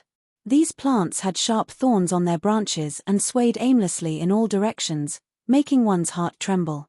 The surrounding large trees were at the corners of the mud, and some of the branches and leaves above had fallen into the mud, disappearing without a trace in the blink of an eye. It was as if there was a demon hidden at the bottom of the mud that had devoured them. Waves of foul odor assaulted their noses from the mud, causing water mage Aphrodite and female elf Nia to frown and cover their mouths, looking a bit unbearable. When everyone's gazes landed on the swamp, Trunks continued to explain, the plants that grow in there are all extremely dangerous. The swamp will swallow up all humans and beasts that enter. The foul odor in the depths also contains a slow poison that can make one feel weak all over. The Medusa that hides in the swamp can roam freely in there and is very difficult to deal with. Han Shoror's gaze was grave as he looked at the large swamp. He couldn't help but furrow his brow after listening to Trunks' explanation as he inwardly considered his plans. We don't have the ability to fly, so we'll be stuck in the swamp and unable to come out if we land. According to what you've said, the Medusa lives in the swamps and can completely conceal itself within the swamps. It can attack and defend as it pleases. It's simply too difficult for us to make a move against it within the swamps. Han Shoror mused for a moment and spoke in a low voice. Flicking a glance at Han Shoror, Trunks said, the Medusa's strength can greatly increase in the swamp. Even the Manticore, which is also a level 1 magical creature, is powerless against it. We can't fly and thus can't do much damage to the Medusa. However, if the Medusa walks out of the swamp, we can defeat it with our combined strength. But according to my understanding of the Medusa, it absolutely won't leave the swamp easily. Is there anything that attracts the Medusa? Han Shoror asked. Shaking his head, Trunks said, I don't know. The Medusa can emit beautiful sounds that have the power to tempt men and beasts. As soon as humans or beasts approach the swamp, it will suddenly attack and drag its prey into the swamp. Therefore, the Medusa doesn't have to worry about running out of food. I don't know what else it needs apart from that. After a moment of silence, Han Shoror suddenly smiled and said, since that's the case, we can only use the stupidest method. We'll stand guard here and make a move to kill the Medusa as soon as it makes a sound to lure prey. I think that when the Medusa discovers that there's no prey nearby, it'll be unable to resist its hunger and leave the swamp to hunt. When that time comes, we'll make a move together and be sure to kill it. Yes, although this method is very stupid, this is the only way. If the Medusa leaves the swamp, I and the Manticore have no need to fear it. If you guys are added to the mix, I think it'll be hard for it to escape death. Alright, let's make some arrangements. Traps and simple fences were placed at the edges of the swamp. Only when they actually got to work did everyone realize just how vast this project was. This swamp was exceedingly vast, and it was quite difficult to completely defend all 4 sides. The group spent a day and a half before exhaustedly completing everything. After a night's rest, everyone's ears were plugged the next day and they stood guard in all directions according to their positions. The swamp was too vast, and even if 8 people and 1 Manticore split up, it still wasn't quite enough. Han Shoror's 3 original demons had all been released at this time and roamed around the entire swamp, constantly paying attention to the current situation. On the first day, everyone waited with rapt attention for a long time, but still didn't discover the Medusa hunting. According to Trunks, a single hunt from the Medusa was enough for it to eat for 10 days. The group had no way of predicting when it had last hunted, so they could only use this method to wait. The Medusa also didn't hunt on the 2nd day. It wasn't until the evening of the 3rd day that Han Shoror's original demons discovered a bulge of mud in the center of the swamp, revealing the Medusa's appearance. True to its name, the Medusa's long hair was made up of living, strange snakes. These strange snakes were incomparably long and extended in all directions of the swamp like tentacles. The Medusa's appearance was actually that of a beautiful woman. Her black eyebrows and cherry lips made her appear very beautiful, but when she opened her mouth, one would discover that her fangs were everywhere. The lower half of her body that was slightly revealed was that of a snake, and her thick skin revealed an ugly dark brown color. It was an indescribably strange sight when compared to her beautiful face. Opening her large mouth full of fangs, the Medusa emitted a beautiful, mournful, and alluring sound. Han-Shor and the others, who had long since plugged their ears, could still faintly hear the faint sound. They all felt their hearts tremble, as if they'd been inexplicably attracted by it and had the desire to find out what it was. It was a good thing that they'd only heard a bit of the sound. Adding to that Trunks' repeated reminders, they controlled themselves and didn't walk towards the swamp. They firmly remained where they'd been stationed, their gazes constantly scanning the surroundings and paying attention to the movements around them. Slowly, all sorts of small magical creatures that had been tempted by the sound began to make their way towards the swamp. They couldn't help but rush towards the swamp with joyful footsteps. There were also a few large magical creatures approaching from the distance. Han-Shor and Trunks looked at each other and temporarily didn't use the traps that they'd prepared. These magical creatures that had just appeared weren't powerful enough and didn't need to be dealt with by traps. Everyone split up and carefully passed through the obstacles of the traps. They attacked mercilessly and started killing the small magical creatures that were slowly approaching. Trunks' injuries looked like he'd recovered quite well. His efficiency was the fastest amongst the group. His figure was another dangerous magical creature as he weaved through the bushes and brought up waves of blood. He'd cleaned up all the magical creatures that had tried to approach after a while. With the help of the Demon Slayer Edge, although Han-Shor was a bit slower than Trunks, he was much faster than Aphrodite and the others. The Demon Slayer Edge was like a magical weapon that harvested lives. It spun according to Han-Shor's will and easily killed off the magical creatures that were only level 5 or 6. After cleaning up the low-level magical creatures in their area, Han-Shor and Trunks split up to help the others deal with the small magical creatures that were quickly approaching. After a while, the 20 or so small magical creatures that were approaching were all killed off by the group. These small low-level magical creatures were too worthless and Han-Shor didn't even make a move to collect the spoils. During this short period of idleness, Han-Shor grabbed the soft cloth covering his ears and stood in place with a solemn expression. This startled Trunks beside him and he repeatedly gestured at Han-Shor. The beautiful, mournful cries were like the whispers of a lover beside one's ear, making one want to come to her gentle home and linger with her, telling her of the hardships of lovesickness. This kind of strange allure filled Han-Shor's mind in that instant and immediately caused Han-Shor to hallucinate, as if Fanny was calling out to him from the swamp behind him. He couldn't help but lift his feet and walk towards the swamp behind him. However, he'd only taken a few steps when Han-Shor's mind came to a realization. His unyielding willpower immediately caused Han-Shor to forcibly halt his steps and use his tenacious willpower to resist the assault of the allure. His body was like a boulder as he remained where he was. After such a long period of magical training, Han-Shor had ample confidence in his willpower. The allure of the Medusa's voice couldn't be resisted through magic or fighting aura. The only thing that could contend against it was his tenacious willpower. It was precisely because Han-Shor felt that he could withstand it now that he'd resolutely given up on covering his ears with the soft cloth and tried to see if the Medusa's allure could shake his unyielding willpower. The final result proved that Han-Shor's long period of magical training had indeed tempered his inhumanly strong willpower. Call after call filled with allure fell into Han-Shor's ears. The strong allure at the beginning slowly lost its effect until Han-Shor was no longer affected. He'd just taken a few steps back when he once again took a determined step forward. His expression was relaxed and natural, obviously no longer affected by the allure of the magical voice. In the distance, Trunks watched in amazement as Han-Shor's initial difficult resistance turned to the ease with which he'd handled the situation. He couldn't help but raise his thumb in admiration at Han-Shor's tenacious willpower. 5 or 6 level 3 and 4 magical creatures once again appeared in everyone's line of sight, as well as 2 frost eagles circling in the air. Han-Shor, Trunks, and the others looked at each other and were immediately startled. All of their attention was focused on the frost eagles flying low in the air. These frost eagles had obviously been affected by the Medusa's voice and looked like they were planning on resting in the swamp. Otherwise, they wouldn't have flown so low.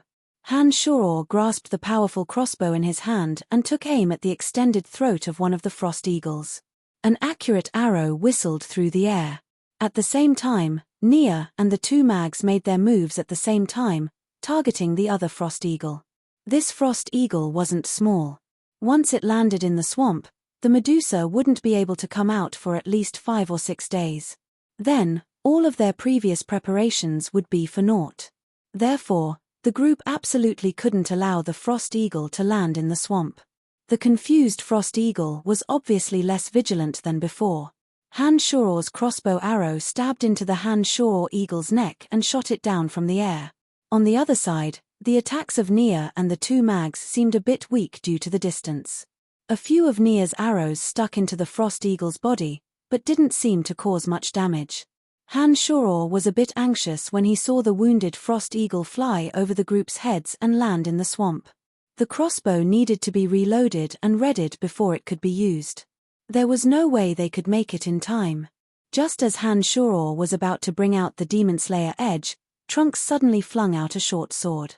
The short sword was imbued with Trunks' fighting aura and sank into the frost eagle's tailbone. The speed of the frost eagle's flapping wings was obviously greatly affected after being hit by the short sword, and it gradually fell downwards. The manticore in the distance then dashed out like lightning and suddenly appeared in front of the frost eagle. With a swipe of its powerful claws, the frost eagle's neck had already been torn apart. The magical creatures on the ground had all been wiped out by the traps and the 3 swordsmen. Everyone had just breathed a sigh of relief when a female elf suddenly appeared in the distance. Her features were pure and beautiful, and she wore a gorgeous dress. She walked quickly towards Han-Shoror with a blank expression. Startled, Han-Shoror immediately rushed out and blocked the female elf's advance. He opened his mouth and said, "Stop. Stop right now." It was a pity that the female elf had temporarily lost her reason after being bewitched by the Medusa.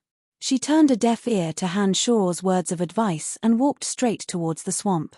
"Not everyone has the same willpower as you. Stop trying to persuade her, hurry up and hug her."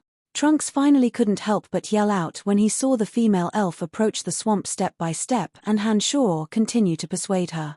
Han-Shoror started as he watched the female elf approach the swamp step by step. He finally reached out with lightning speed and grabbed the female elf in his arms, ignoring her resistance as he carried her out. "Brother, brother," the female elf continuously called out as she struggled in Han-Shoror's arms. When she discovered that she couldn't break free, her little fists suddenly hammered Han-Shoror's chest as she mournfully called out the word brother. This level of attack didn't seem to hurt or itch Han-Shoror's chest. Han-Shoror's body slowly moved away from the swamp as he tightly held the female elf. The Medusa's beautiful cries became more and more urgent, but there were no longer any movements of humans or beasts in the surroundings. After a while, the Medusa finally stopped its alluring calls when it saw that it had no effect. Its body that had been hidden in the swamp all this time gradually revealed itself.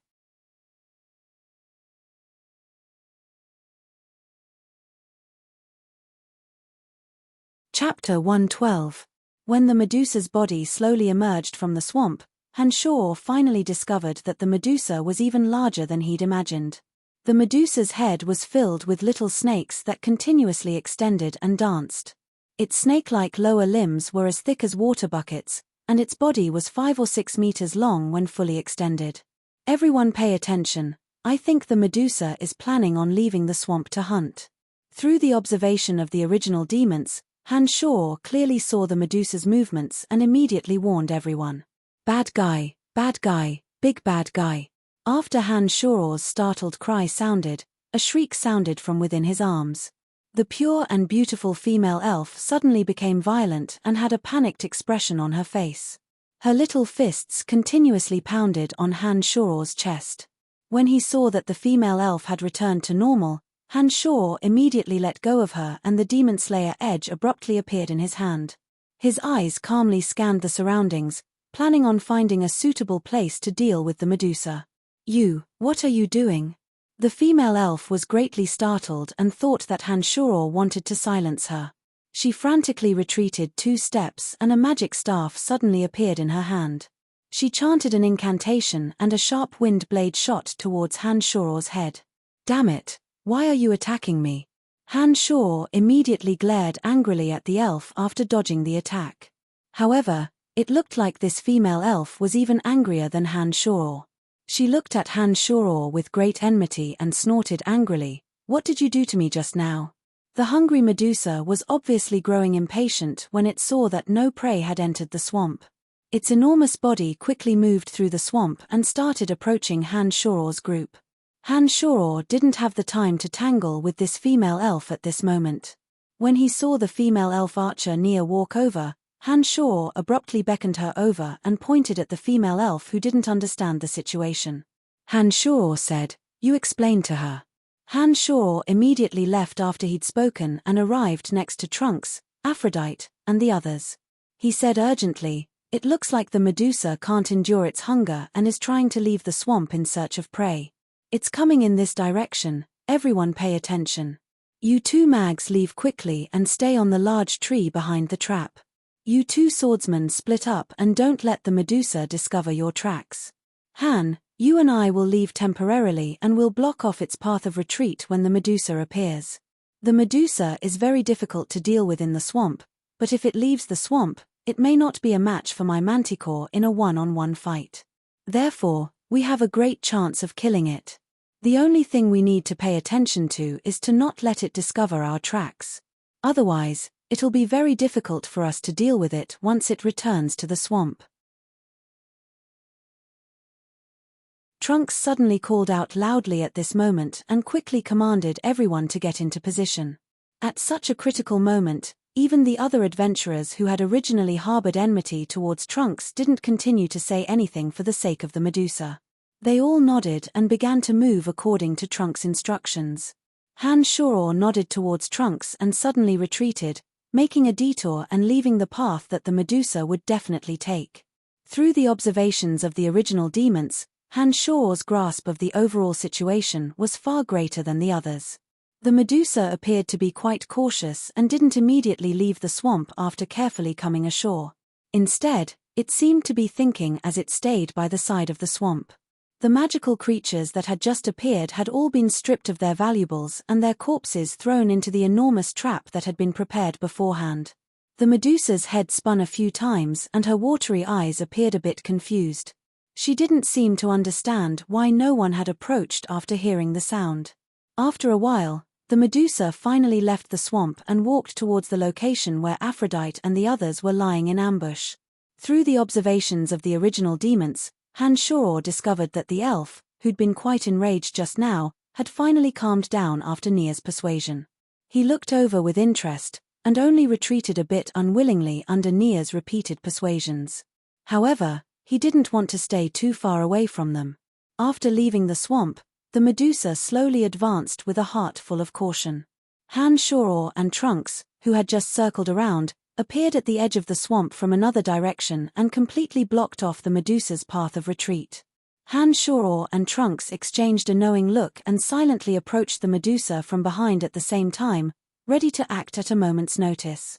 Finally, after the Medusa had left the swamp for a few dozen meters, its wriggling body suddenly neared the trap.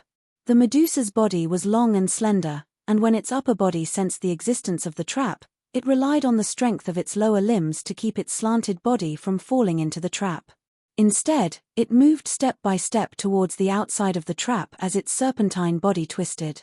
At this moment, water dragons and lightning suddenly appeared in the sky and crackled down towards the Medusa. Nia, who wasn't far in front, also drew her bow and fired. A few sharp arrows flew through the air, heading straight for the Medusa. Gordon and the other 2 swordsmen on the side joined forces and chopped down a tree trunk that had been suspended high in the air. The thick tip of the tree trunk suddenly smashed towards the Medusa with a loud boom. At this moment, the Medusa immediately realized that it had fallen into an ambush. Its lower limbs miraculously wrapped around a large tree next to it, and its body that had been about to fall into the trap suddenly leapt high into the air, landing back on flat ground with a bang. The tree trunk that had been targeting the Medusa crashed down from where its neck had been resting in the air just as the Medusa had dodged. It crashed into the bottom of the trap with a loud boom. Aphrodite's water dragon obviously didn't have the killing power it should have when it crashed into the Medusa's body. The Medusa shook its head and shook its tail, and the water dragon turned into a spray of water that filled the sky and scattered. It was the lightning strike that caused the Medusa to cry out mournfully in pain. Only one of Nia's arrows had stuck into the Medusa's soft neck, but it had only sunk in a few inches and hadn't caused any fatal damage. The Medusa's body writhed violently, indicating that it hadn't been affected too much. After the first wave of attacks had landed, the Medusa quickly turned around with a shake of its body. It didn't attempt to retaliate against those who had attacked it and crawled towards the swamp. It looked like it was planning on entering the swamp before making any further plans. It was a pity that Hanshoro and Trunks had long since been prepared at this moment. Fierce milky white fighting aura and the deafening whistle of the Demon Slayer Edge rang out, both targeting the Medusa. They suddenly appeared on the Medusa's neck and face. The Medusa had been able to easily deal with the previous attacks, but Hanshoro and Trunks' attacks finally made the Medusa feel the threat of death.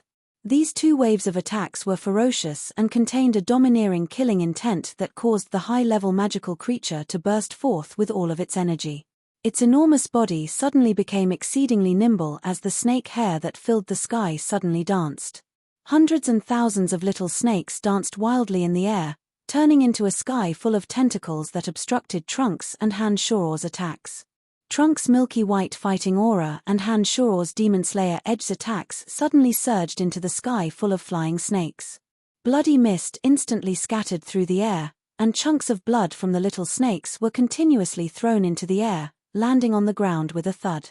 The two's attacks were blocked at the same time and were completely unable to approach the Medusa's vitals. The little snakes that had been chopped into pieces on the ground wriggled in Hanshoro and Trunks' direction, attempting to swallow Trunks and Hanshoro's bodies. "Humph, you're courting death." Trunks snorted coldly as a long sword once again appeared in his hand. However, it wasn't the broadsword that had been chipped by the Demon Slayer Edge the first time. Trunks' entire body was wrapped in milky white light as sand and stones flew everywhere he passed. The little snakes that approached him all exploded as he swiftly rushed towards the Medusa. On the other side, a figure dashed out like lightning. The manticore that had long since been prepared rushed out and maintained the same speed as Trunks as he shot towards the Medusa. Hanshoro remained where he was and didn't move. He instead closed his eyes and used all of his concentration to drive the Demon Slayer Edge. The little snakes on the Medusa's head all screeched as they turned into a bloody dance that filled the sky. The indestructible Demon Slayer Edge reaped the lives of the little snakes with its sharpness, instantly cutting off more than half of the Medusa's hair. When the other adventurers in the distance saw that the Medusa's path of retreat had been blocked and that it was now heavily injured, they all surged out from the back. Even more attacks appeared after everyone's combined forces. Trunks and the manticore were even more ferocious as they stuck close to the Medusa. Trunks transformed into a ball of milky white light, sending the Medusa's flesh and blood flying with every twist and turn. The manticore, which was also a high-level magical beast, flew around the Medusa on the flat ground. Its claws were as sharp as knives and left deep wounds on the Medusa's body that were so deep that bones could be seen. When all of the little snakes on the Medusa's head had been chopped off by Hanshoro's Demon Slayer Edge, the Medusa's resistance suddenly became quite powerless as its twisted body gradually became still.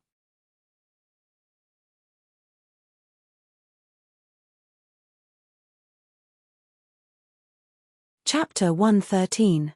By the time everyone had surrounded the Medusa, it had already fallen to the ground and was motionless.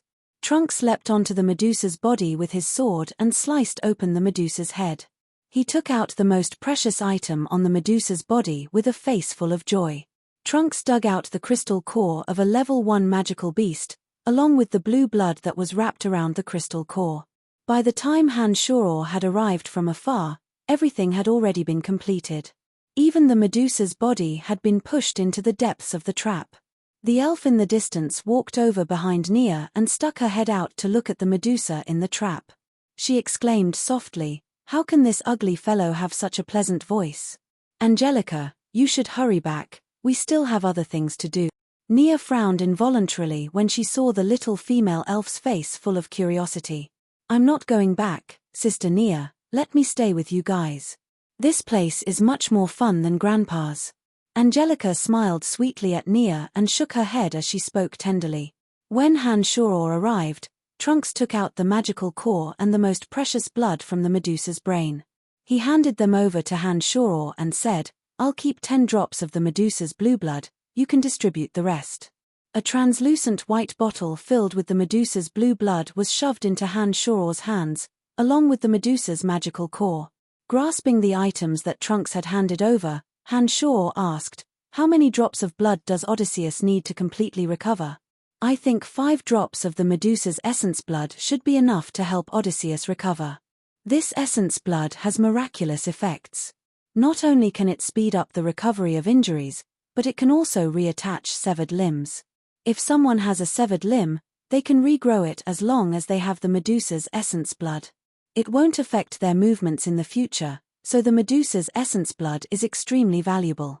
Trunks looked at Han-Shoror and solemnly explained the value of the Medusa's essence blood to Han-Shoror. Nodding, Han-Shoror also took out a medicine bottle and poured half of the Medusa's essence blood into it. He then handed the remaining half of the bottle along with the level 1 magical core to Aphrodite, saying, "These things are what you deserve. After this matter is over, you can split it with the others." Aphrodite looked in surprise at Han-Shoror and said, "Isn't it a bit too much to give us?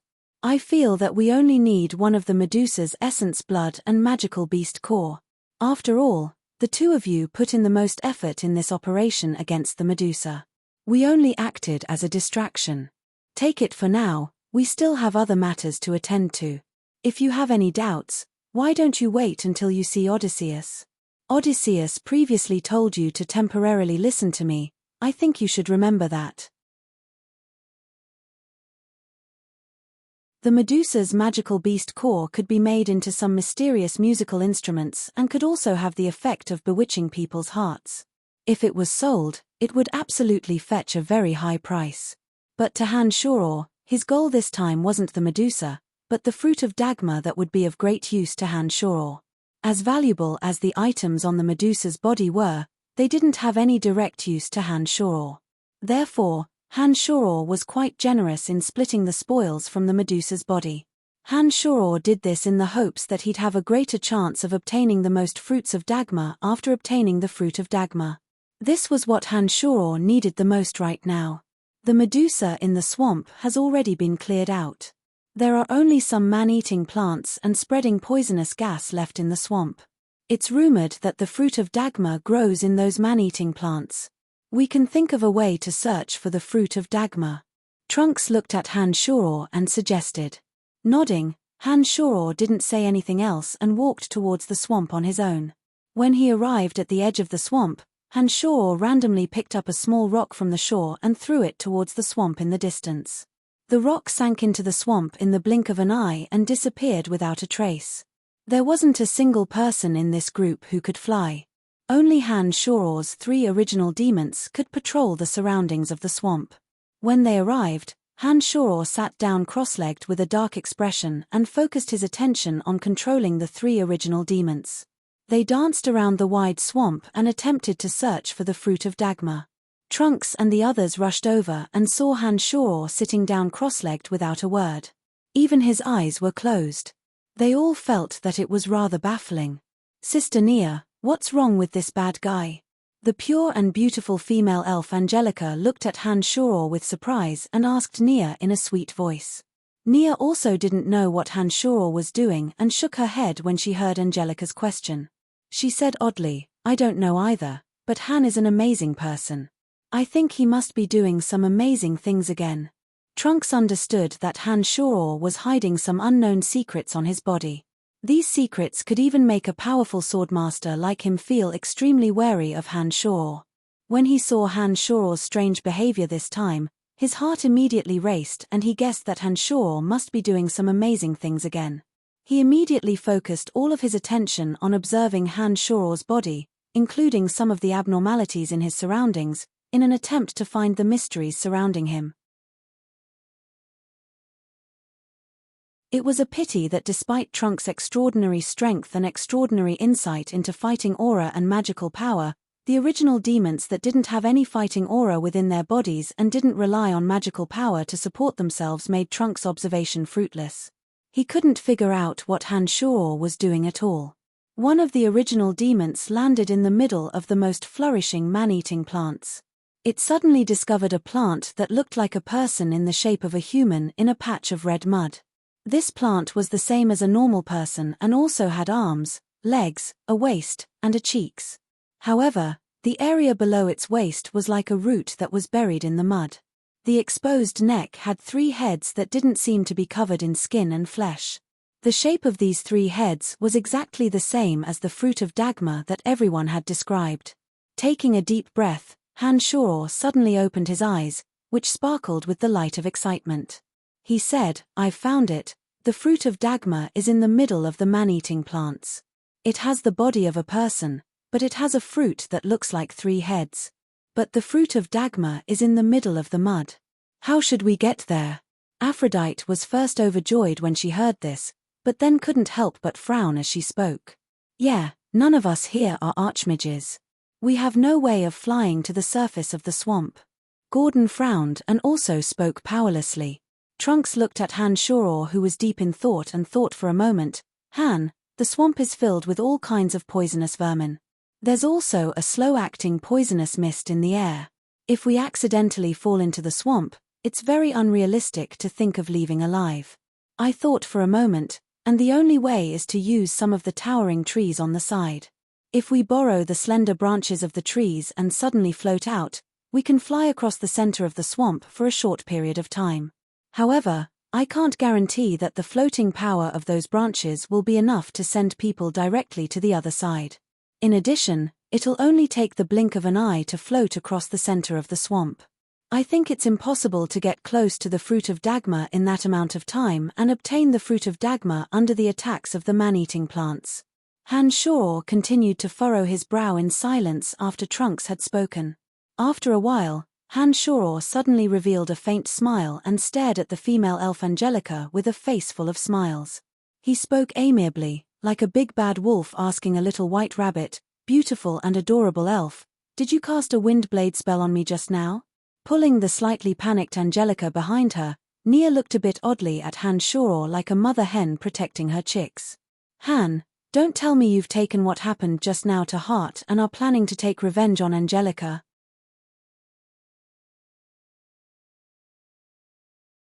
"Angelica's status is noble among us elves, so I advise you not to provoke her. In addition, I won't allow you to target her. A smiling face isn't a good thing. That's what Grandpa told me. I feel quite awkward when I see his smile. He's definitely not a good thing." Angelica hid behind Nia and glared at Hanshor, pouting coquettishly. Shaking his head with a wry smile, Hanshor said to Nia, "What are you thinking? I need Angelica to help me with a little, if she's a wind mage." Nia let out a sigh of relief after hearing Hanshor's words and turned to look at Angelica in a friendly manner. She said with a smile, "He's not a bad person. You just cast a wind blade spell. What level of wind mage are you?" "I'm only of the mid-level, I can't fly. Don't make me go get that fruit, I'll fall." Angelica shrieked as her 2 slender legs shook and her body floated into the air. She held her breath, and her delicate little face was flushed red. She seemed to have used all her strength to leap into the air twice, and then fell to the ground with a thud. She spread out her hands towards the crowd, and revealed a helpless expression. Her performance just now seemed to be telling everyone that she really couldn't do it, and that she would fall like this. "Hey, I just need you to cast a mid-level grim wind spell in a bit. Is there a need for you to put on such a show in front of us to prove your incompetence?" Hanshor didn't know whether to laugh or cry as he looked at this odd little elf and asked in a strange tone. Abruptly sitting up from the ground, Angelica patted the dust off her body and puffed out her small chest, saying proudly, "So it's just a hurricane spell. I, Angelica, promise to help you. What do you plan on doing? Trunks and the others all gathered curiously around Han Shaw at this moment, waiting for Han Shaw's response. Han Shaw's face was grave as he looked deeply at Angelica and said lowly, "In a bit, as soon as I leave the tree branch, immediately cast a grim wind spell at me. Remember to cast it when I leave the branch, and you have to grasp the timing well." Han, are you really planning on doing this? The force from the swinging branch won't be able to support you to the other side at all. Even with the help of the grim wind spell, it's quite unrealistic. In addition, the grim wind spell will only speed up your flight. You won't have a chance to retrieve the fruit of Dagmar then. I advise you to find another way. Trunks frowned as he looked at Han Shaw and tried to persuade Han Shaw. Shaking his head, Han Shaw's expression was resolute as he said to Trunks, "No need, I wouldn't do this if I didn't have the confidence. Don't worry, I have other methods." After he finished speaking, Han Shaw took out a tent from his space ring amidst everyone's astonishment. With a ferocious swipe of the Demon Slayer edge in his hand, the tent tore apart. Then, Han Shaw pondered for a moment before taking out some tough ropes to tie up the tent. After a while, Han Shaw stopped and said with a smile, "I've created a simple and crude tool. With the help of this tool and the aid of the grim wind, I'm confident that I'll be able to cross this swamp, and I'll be able to cross it at a slow speed." "Han, what is this strange thing? You say it can help you cross this swamp? I really can't believe it." Aphrodite looked suspiciously at the item in Han Shaw's hand and said in disbelief, "This is called a glider, it can do it." Han Shaw held the simple glider made from a tent and slowly climbed to the tallest and most luxuriant tree on the edge of the swamp under everyone's doubtful gazes. "Have you really decided?" Although Trunks didn't quite believe it, he couldn't see through the wonders of Han Shaw's body, so he didn't try to persuade him. Seeing that Han Shaw had climbed to the highest point and had prepared everything after holding onto a sturdy soft branch, he finally opened his mouth to ask, "I'm ready, Angelica, are you ready?" Han Shaw nodded and spoke to the beautiful female elf Angelica in the distance. Angelica nodded proudly and said with great confidence, "No problem, you can begin."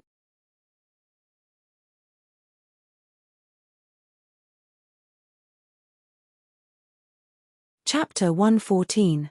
Grabbing onto the soft branch, Han Shaw exerted force to fly out, his body drawing a semicircle in midair. When he returned to his starting point, Han Shaw's two legs kicked the tree trunk fiercely, his body once again leaping out like lightning. After swaying a few times like this, Han Shaw's body's range of flight grew larger and larger, and his speed also increased. The group looked at Han Shaw with astonishment, their hearts in turmoil following Han Shaw's swaying. Just when Han Shaw felt that he'd reached the peak of his swaying speed, he suddenly called out loudly, "Angelica, prepare to cast the grim wind." Han Shaw suddenly let go of the branch as soon as he'd finished speaking, and abruptly flew towards the other side of the swamp under the enormous force of inertia. At the same time, the simple and crude glider that he'd put away in his space ring had already appeared. Han Shaw grasped it beneath his body, as if he'd suddenly grown a pair of wings. At the same time, Angelica confidently chanted the grim wind spell, and a fierce gust of wind blew up where Han Shaw was, carrying Han Shaw towards the swamp. If it wasn't for the existence of the glider, Han Shaw would certainly have flown out like a bolt of lightning, and perhaps also fallen into the depths of the swamp amidst the lightning. However, with the assistance of the glider and the blowing of the grim wind spell, Han Shaw magically and slowly floated towards the center of the swamp. He wasn't in a hurry in terms of speed. "Oh my gosh, he really did it!" Nia cried out in surprise, her face full of incredulity. The other observers were also quite surprised, and only Trunks maintained his calm. He said lowly with a grave expression, "The poisonous air in the center of the swamp is the heaviest, and the man-eating plants there aren't easy to deal with either. It won't be that easy to obtain the fruit in a short amount of time. I hope he can get what he wishes for." After Trunks' words, everyone seemed to suddenly remember that Han Shaw's goal this time wasn't just to cross the swamp, but more importantly to obtain the fruit of Dagmar. After pouring cold water on Trunks, everyone's expressions became heavy. As he slowly approached the center of the swamp, Han Shaw's attention was unprecedentedly focused. The Demon Slayer edge in his hand had long since been tightly gripped, but his eyes were tightly shut, relying on the original demons to pay attention to all abnormal movements in the center. Finally, the Demon Slayer edge flew out of Han Shoro's palm with an ear-piercing whistle. When the Demon Slayer edge entered the swamp, the man-eating plants all extended their life-reaping branches and leaves, attempting to entangle the Demon Slayer edge into the swamp. However, the sharpness of the Demon Slayer edge didn't disappoint Han Shoro. Large patches of thick branches and leaves fell into the swamp as the Demon Slayer edge danced in the air. In the blink of an eye, a large patch of man-eating plants around the fruit of Dagmar had been cleared. As Han Shoro's glider neared, the Demon Slayer edge cut through everything as it pleased under Han Shoro's mental control. At this moment, Han Shoro, with his eyes closed, seemed to have reached some sort of tacit understanding with the Demon Slayer edge. It was as if Han Shoro himself had suddenly become that indestructible Demon Slayer edge. The three original demons appeared in that area at the same time, observing all the changes in the surroundings of the fruit of Dagmar from three different directions. As Han Shoro slowly approached, the man-eating plants in that area were all chopped up by the Demon Slayer edge. When Han Shoro was a few meters away from that area, Han Shoro, who'd been tightly shut all this time, suddenly opened his eyes. At the same time, he tilted his body and grabbed a noose in his hand, focusing all his attention on the fruit of Dagmar. He turned a deaf ear to the man-eating plants in the surroundings, as well as the faint poisonous mist slowly spreading out, as if these dangers didn't exist at all. Those observing from the outside were also a bit nervous by now. Angelica's breathing grew heavier and her face flushed red with excitement, seeming to find this situation exceedingly exciting. The noose suddenly flew out with a whoosh. The Demon Slayer edge that had just been chopping up the surrounding man-eating plants suddenly flew upside down. Under Han Shoro's will, the tip of the Demon Slayer edge and the noose flew towards the neck of the fruit of Dagmar's human form. A foul stench suddenly filled Han Shoro's surroundings. Han Shoro felt a tightness in his chest in that moment, and his mind became temporarily dizzy. The Demon Slayer edge that had been moving towards the fruit of Dagmar suddenly fell downwards without direction following Han Shoro's momentary lapse of concentration. "Careful, hang in there," Aphrodite suddenly called out from the shore, reminding Han Shoro to stay focused. The magical yuan automatically circulated to his chest, and wherever the magical yuan passed, the tightness in Han Shoro's chest disappeared bit by bit. His slightly dizzy mind once again returned to normal. With a thought, the Demon Slayer edge that was about to fall into the swamp suddenly whistled sharply.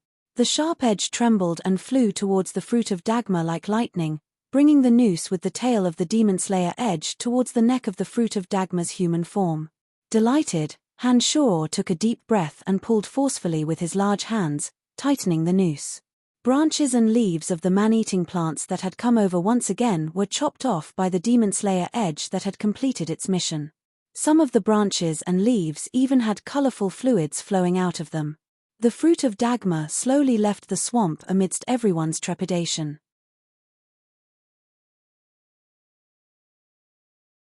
Han Shoro exerted more and more force, and with the help of the Demon Slayer edge, it cut off the fruit of Dagmar from the waist down. Han Shoro abruptly lifted it up, and the fruit of Dagmar, along with the neck and the human form's upper limbs, flew out of the swamp. Slowly exerting force in his hand, the fruit of Dagmar gradually retracted. The glider carried Han Shoro across the center of the swamp and slowly flew towards the other side. "Rob them!" A sharp cry suddenly sounded at this moment, and then 4 arrows with flames burning on them shot towards Han Shoro's body. At the same time, an enormous hand suddenly formed from the mud, grabbing towards Han Shoro's legs. "Oh, damn it, there's an enemy!" Trunks suddenly cursed from the shore and shouted loudly. Han Shoro, who was on the glider, was only a dozen or so meters away from the opposite shore. The enormous hand formed from the mud was the greatest threat, so Han Shoro had no choice but to call back the Demon Slayer edge to deal with it. Of the 4 burning arrows, 2 were aimed at Han Shoro, and the other 2 were aimed at the glider beneath Han Shoro. At this moment, Han Shoro would rather be injured than let the glider ignite and fall. He took out a dagger from his space ring and fiercely brandished it to block the 4 incoming arrows. The 4 burning arrows were obviously not easy to deal with. Han Shoror had no foothold on the glider and was in a rather sorry state. He finally managed to block 2 arrows with difficulty, but one still landed on Han Shoror's calf, bringing scorching pain to Han Shoror. Han Shoror could only stop the other arrow from deviating slightly, but it still landed below the glider and set the glider ablaze. Be careful, he's coming ashore. There were a dozen or so people standing on the swamp on the opposite shore, all of them waiting for Han Shoror to come over. These people were dressed like mercenaries, but also seemed to be part of a private group. There were people of all professions mixed in. His heart was filled with boundless rage, and Han Shoror wanted nothing more than to exterminate these people on the opposite shore. It looked like these people had coincidentally arrived on the opposite shore because Trunks and the others were separated by a large swamp. Because Trunks and the others were separated by a large swamp from the other side of the river, plus Trunks and the others were paying too much attention to Han Shoror. His vigilance had dropped, and he hadn't discovered the existence of these people. In the end, these people had ambushed him. During this process, the fruit of Dagmar had finally been put away into Han Shoror's space ring. It was very painful for Han Shoror to have the arrow stuck in his calf, and the glider had also slowly started to burn. Han Shoror's sleeves had already been scorched, causing Han Shoror to endure the heart-wrenching pain of being burned. However, with the burning Han Shoror and the glider still continued to land unimpeded on the opposite shore. However, these people were vicious enough, and some more set up their bows and arrows, attempting to shoot Han Shoror to death in midair. The Manticore's roar suddenly sounded at this moment, and then Han Shoror saw a murderous Trunks charge directly at the group with his sword in hand. Not far away, Aphrodite and the other adventurers were also enraged to the extreme as they quickly approached the opposite shore. Under the effects of the Demon Slayer Edge, the giant hand of sludge that had just been formed by the Earth Mage had already calmed down. The Demon Slayer Edge finally returned to Han Shoror's side when the whistling sounds of arrows rang out, helping Han Shoror smash the string of arrows into pieces. Enduring the heart-wrenching pain, Han Shoror's hands had been largely burned, and his hair had also been charred black. With a deep-rooted hatred, the glider finally landed on the opposite bank, which was burning fiercely. When Han Shoror had forcibly pulled out the arrow stuck in his calf, Han Shoror's expression was a bit frightening as he stood up resolutely. A pair of bone-chilling and extremely dangerous eyes shot onto the ambushers.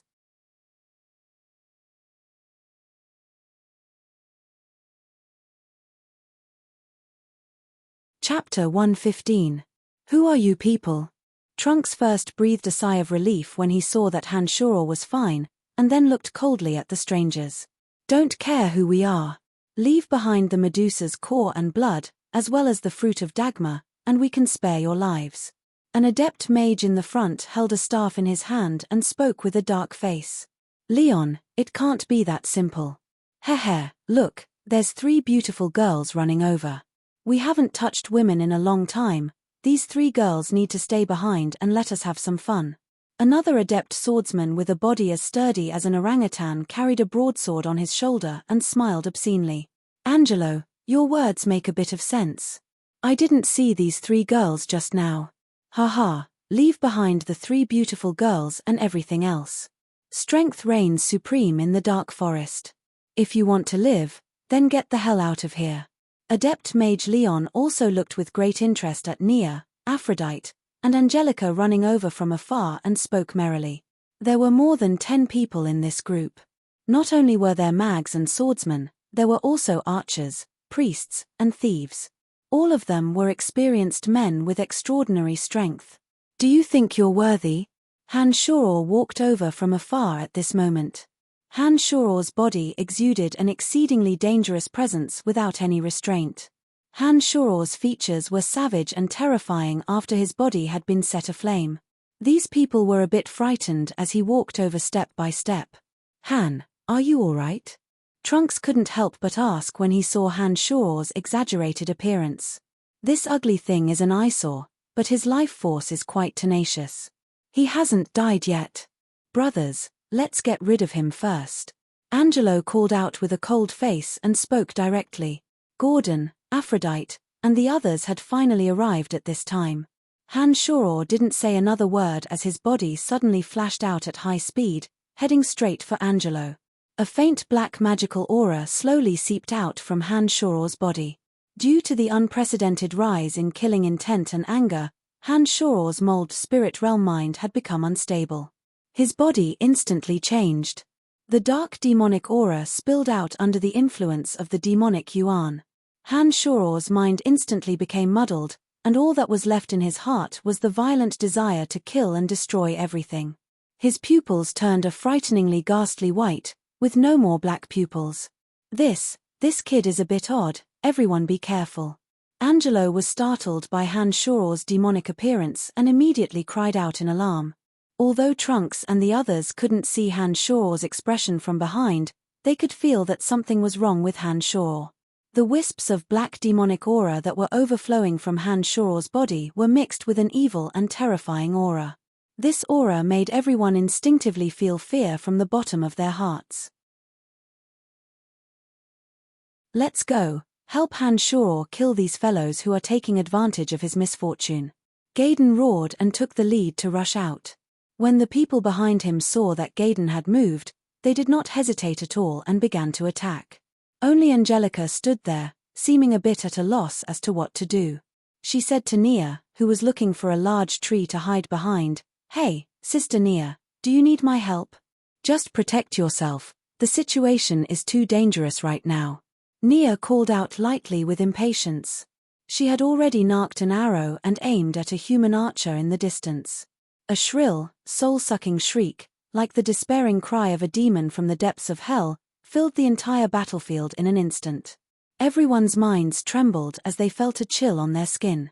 They were shocked by this strange, soul-sucking shriek as they frantically looked around, trying to find the source of the sound. The sound's coming from that kid. Angelo was startled as the veins on his forehead bulged. He called out loudly as he looked at Hanshoro charging over. It was only after he spoke up that everyone noticed the source of the sound. It was the Demon Slayer Edge that was flying close to Hanshoro's body. At this moment, the Demon Slayer Edge's blade was emitting thick demonic aura, circling around Hanshoro's body. The black demonic aura danced around the Demon Slayer Edge like a demon that could devour everything, giving everyone an extremely evil visual impact. Kill him first. Angelo was truly panicking now. An extremely uneasy feeling rose in his heart as he suddenly started shouting. Everyone could see that something was wrong with Hanshoro. Even Trunks, who had been through the baptism of battle, felt a chill in his heart when he saw Hanshoro's current state. He couldn't figure out just what was happening to Hanshoro. These enemies were naturally even more afraid. The only solution they could think of to deal with this unknown danger was to directly destroy him. Suddenly, several fierce magical attacks flew through the air with bows and arrows between them, all shooting towards Hanshoro's head. It was likely that even Trunks wouldn't have an easy time dealing with such a fierce wave of attacks. But at this moment, Hanshoro strangely let out a low, beast-like roar. He pushed off with both feet and his body actually soared several meters into the air, as if he was really flying through the air. He directly leaped over the onslaught of attacks and suddenly shot towards Angelo like a bolt of lightning. There were several arrows and a few magical attacks stuck in the area where Hanshoro had just used his strength and a pair of footprints that had sunk into the ground. Damn it! Angelo frowned. He suddenly discovered that the ferocious and terrifying Hanshoro was actually charging towards him through the air. Angelo only had the adept mage Leon by his side and couldn't do anything at all. He could only unsheath his broadsword and take a stance, intending to give Hanshoro a painful blow. The Demon Slayer Edge, which had been mysteriously circling around Hanshoro all this time, suddenly flew out first with a soul-sucking howl. It shot towards Angelo like an evil spirit nibbling away at its prey. Angelo's heart chilled as he suddenly exerted force, the broadsword in his hand exploding with dark green fighting aura. The fighting aura formed the shape of a cross, striking towards the Demon Slayer Edge that was descending from the sky. The sonorous sound of metal clashing suddenly sounded from between the Demon Slayer Edge and Angelo. The Demon Slayer Edge actually miraculously swung to the side after a sharp howl, along with the cracked Demon Slayer Edge. Under Angelo's astonishment, Han Shuo's body that had fallen from the sky crashed onto Angelo's body. A mournful cry instantly emitted from Angelo's mouth. Angelo, who had been extremely proud and domineering just a moment ago, now let out a pained cry. Han Shuo, who was like an evil god possessed by a demon, straddled Angelo's body, madly attacking and tearing apart Angelo's body. Angelo's counterattack mixed with fighting aura landed on Han Shuo's body, but Han Shuo didn't react at all. He only attacked Angelo even more fiercely. A pair of slender palms seemed to have become sharp weapons, forcibly tearing apart Angelo's ears. The bridge of his nose was deeply sunk into his cheeks, and his eyes were a bloody mess. His eyeballs had already exploded into a viscous mass of blood that flowed out. The flesh on his chest was torn apart by Han Shuo's frenzied tearing. Large pieces of flesh were torn apart with fresh blood. Such a scene made one's scalp go numb. "Save me, save me." At this moment, Angelo's face had become flat. It was even more terrifying than Han Shuo's malevolence. Only his mouth was still able to let out a mournful cry for help. Han Shuo, who had fallen into a demonic state, only had the pleasure of killing and destruction in his heart. He no longer had the peace and patience that he usually had. He seemed a little impatient at Angelo's cries. He punched straight at Angelo's mouth. The sound of teeth breaking suddenly rang out. Angelo whimpered weakly, then spat out his broken tongue mixed with teeth. "Oh, my God, how did we provoke such a madman?" Leon, who was not far away, saw the cruel process of Han Shuo's violence. He felt a chill in his heart. His body trembled a little, and he couldn't help but scream. Punch after punch, Han Shuo's fists still landed on Angelo's cheeks and neck. Angelo, who had been whimpering incessantly, now had his chest facing the sky, but his face was already facing the ground. This posture showed that his neck had obviously been broken. Angelo was long dead. What's wrong with Han? Why is he so cruel? On the other side, Aphrodite and the others, who had been preparing to attack, were all scared silly. They even forgot to continue attacking the enemies, and only stared blankly at Han Shuo's violence. "Angelica, stay there and don't come over." Nia saw that the curious Angelica wanted to come over and see what was going on. She suddenly yelled out and stopped Angelica from approaching. She didn't want her to see this kind of scene. "Don't let them get away. Han's a bit off right now, but we should help him now." Although Trunks had also killed countless people, Han Shuo's atrocities made his scalp go numb. However, Trunks was someone who had weathered through great storms and waves, and understood what he had to do at this time.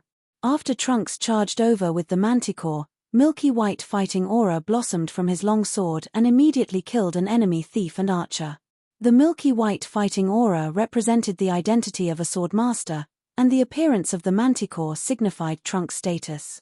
It was only now that these people realized that they'd provoked Trunks from the dark forest.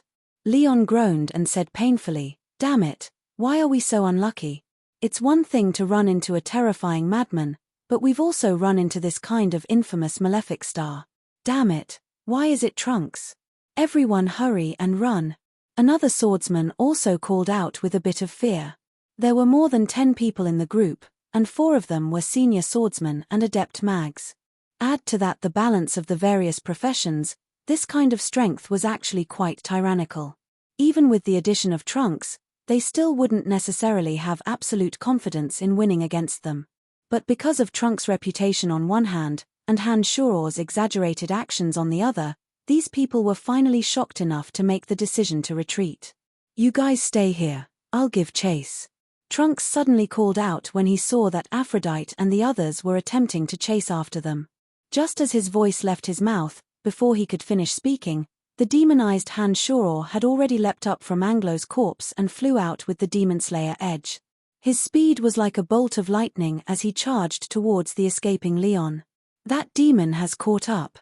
Leon, why did you think of provoking them? You've caused our deaths." A swordsman turned his head and complained bitterly to Leon when he saw Han Shuo appear. "Everyone split up.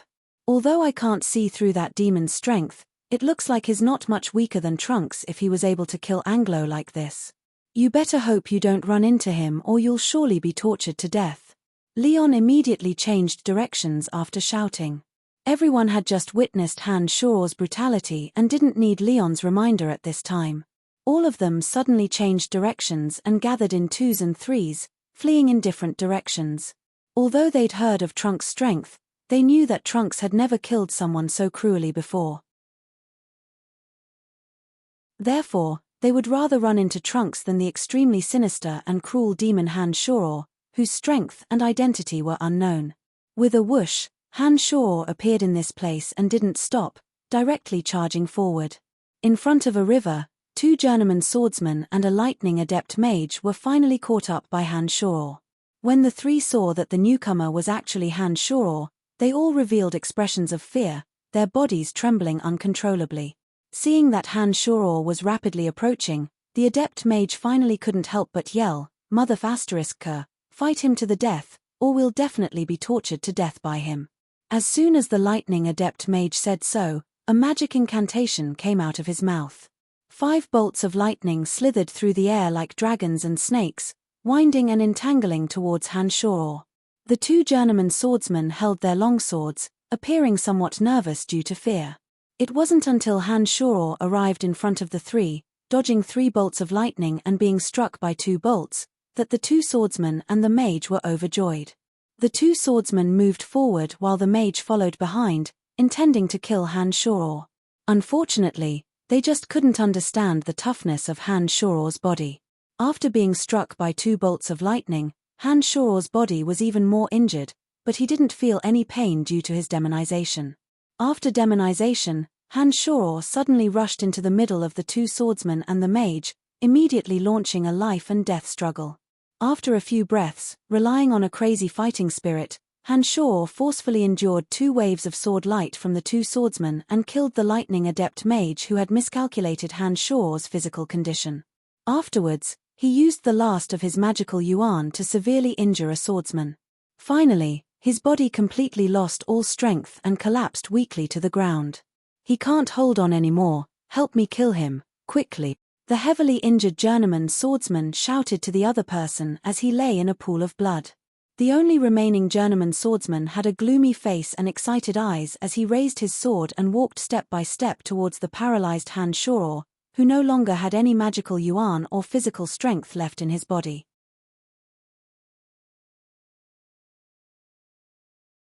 Chapter 116.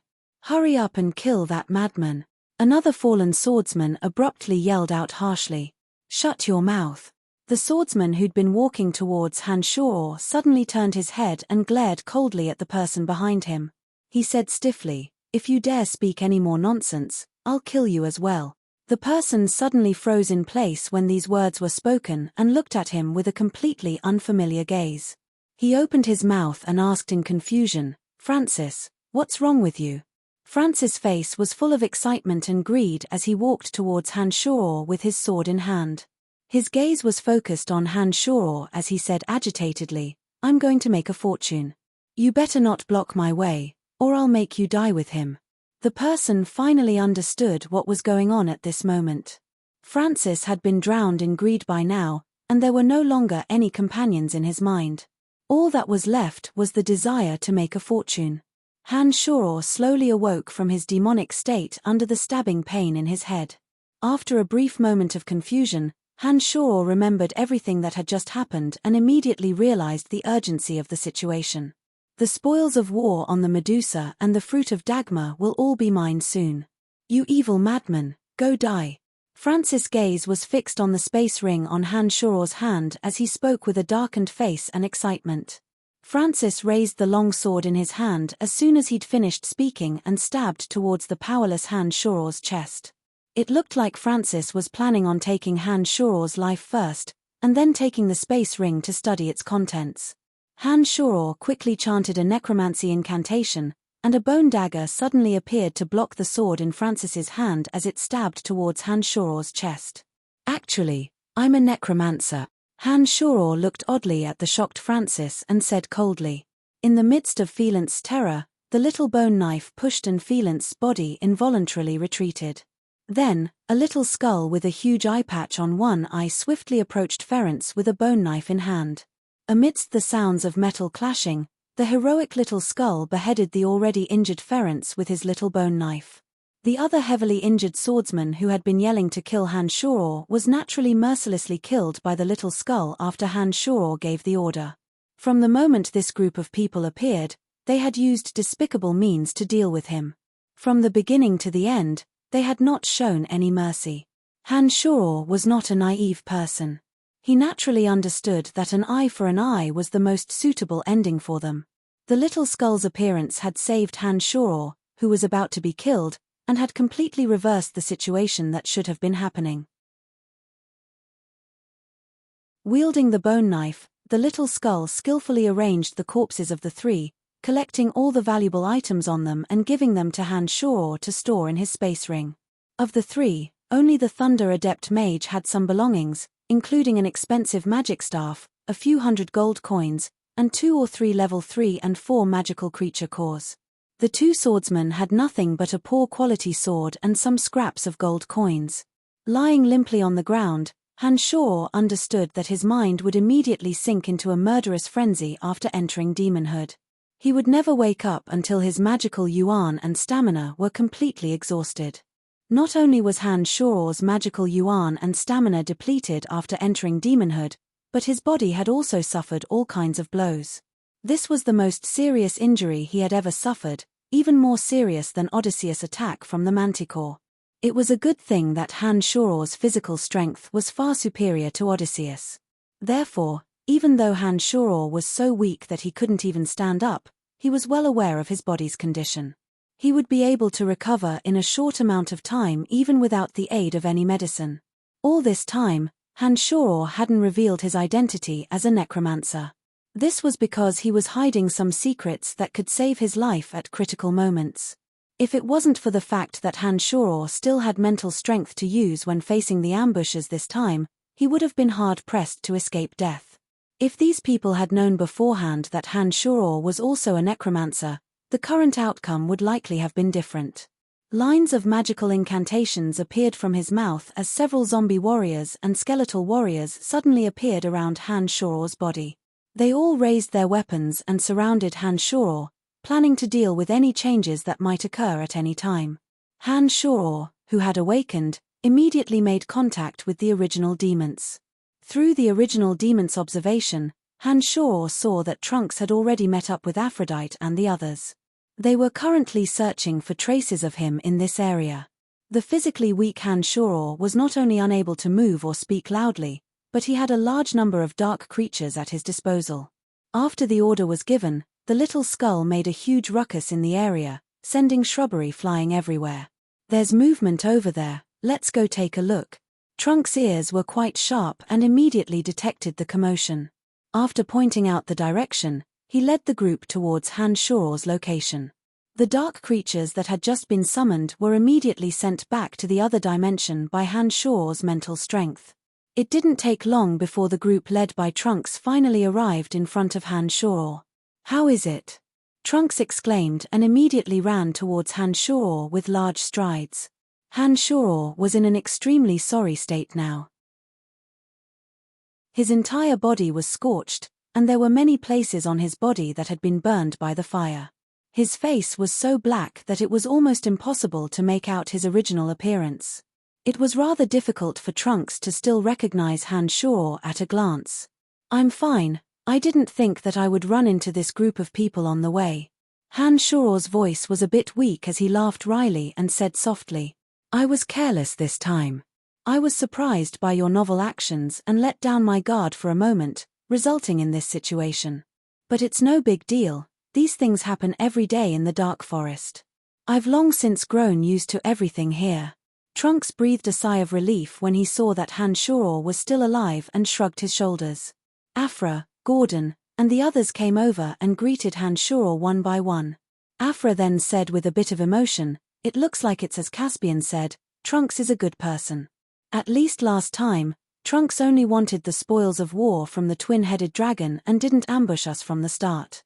He didn't want to kill us, and he didn't harbor any lustful thoughts. I finally understand what Caspian meant when I compare him to them. I'd thought he was joking before. Everyone thought back to their encounter with Trunks after Afra's words and thought back to those people's actions just now. They suddenly felt that Trunks was actually quite merciful. I'm actually not as good as you think I am, and I'm constantly changing. When I first arrived in the dark forest, I was once as simple as you all, and I also trusted the companions beside me greatly. However, after repeated actions, I've realized that I can trust no one but myself in the dark forest. Danger is everywhere and you must harden your heart and face everything around you. Otherwise, if you show any benevolence or weakness, it's very likely that you'll lose your life.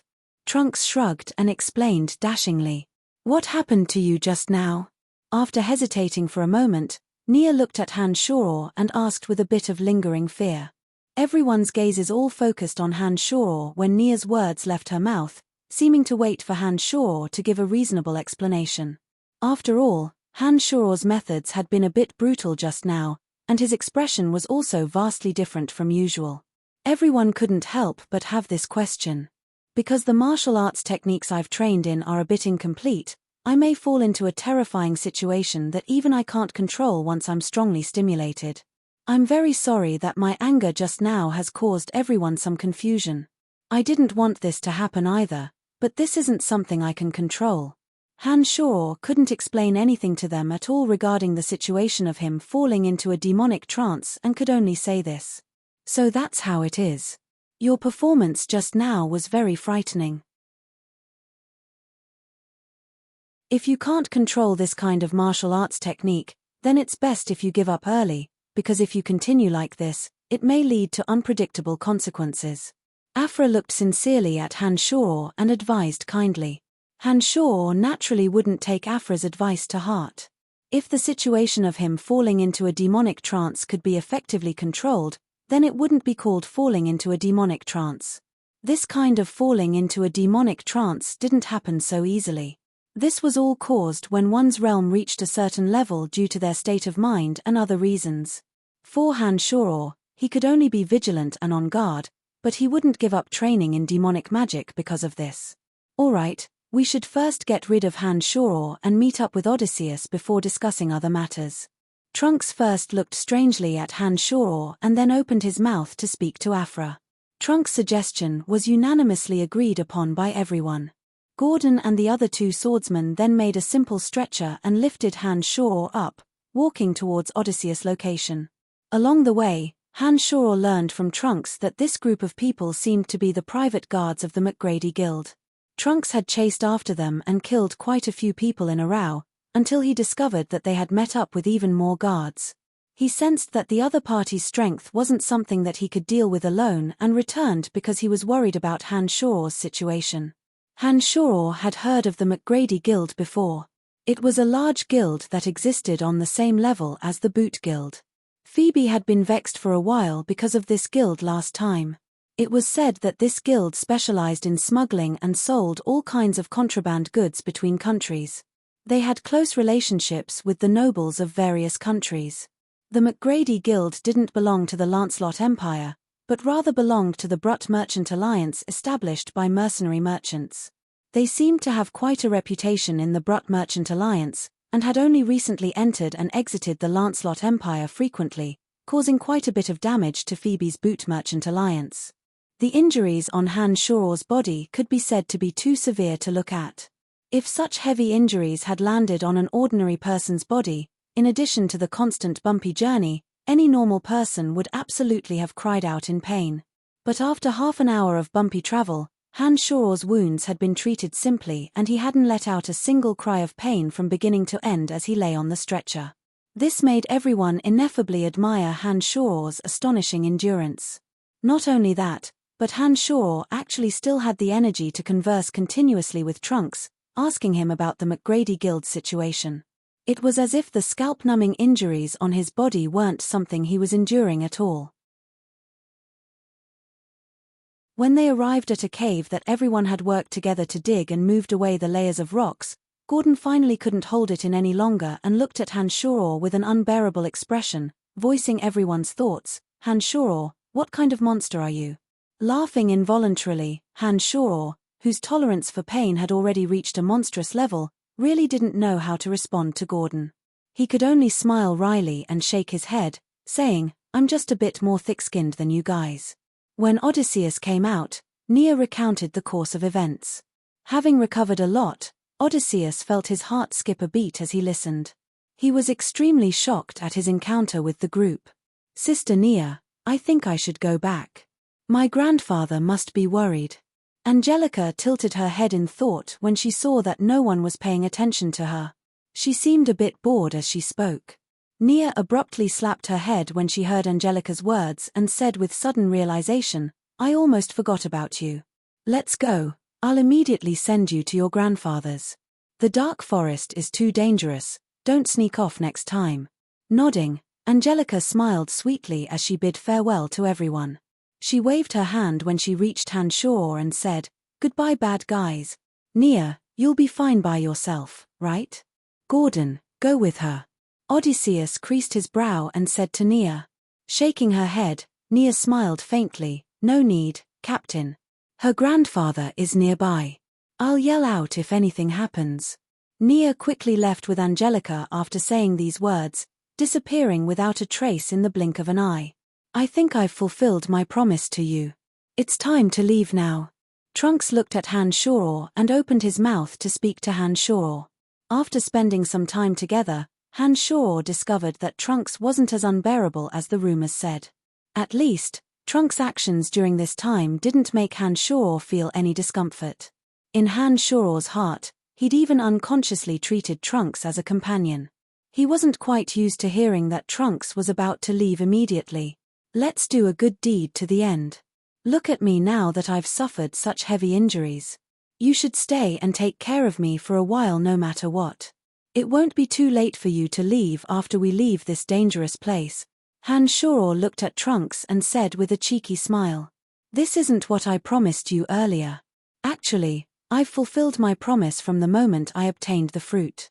Helping you deal with the enemies later on is already an extra. Don't be too greedy. Look at me, I'm injured and Odysseus can't make a move right now. It'll be very difficult for the rest of us to walk out of this dangerous area unscathed. I don't think you'll be so cruel as to abandon us." Trunks was silent for a while after saying this and finally said, "How about this, Han? Promise me one thing and I'll protect you and send you to a relatively safe place." "What is it?" Hanshor started and asked Trunks. "I won't say it for now. Just remember to promise me. Aren't you afraid that I'll go back on my word?" "Heh, I'm someone with no credibility. I believe you."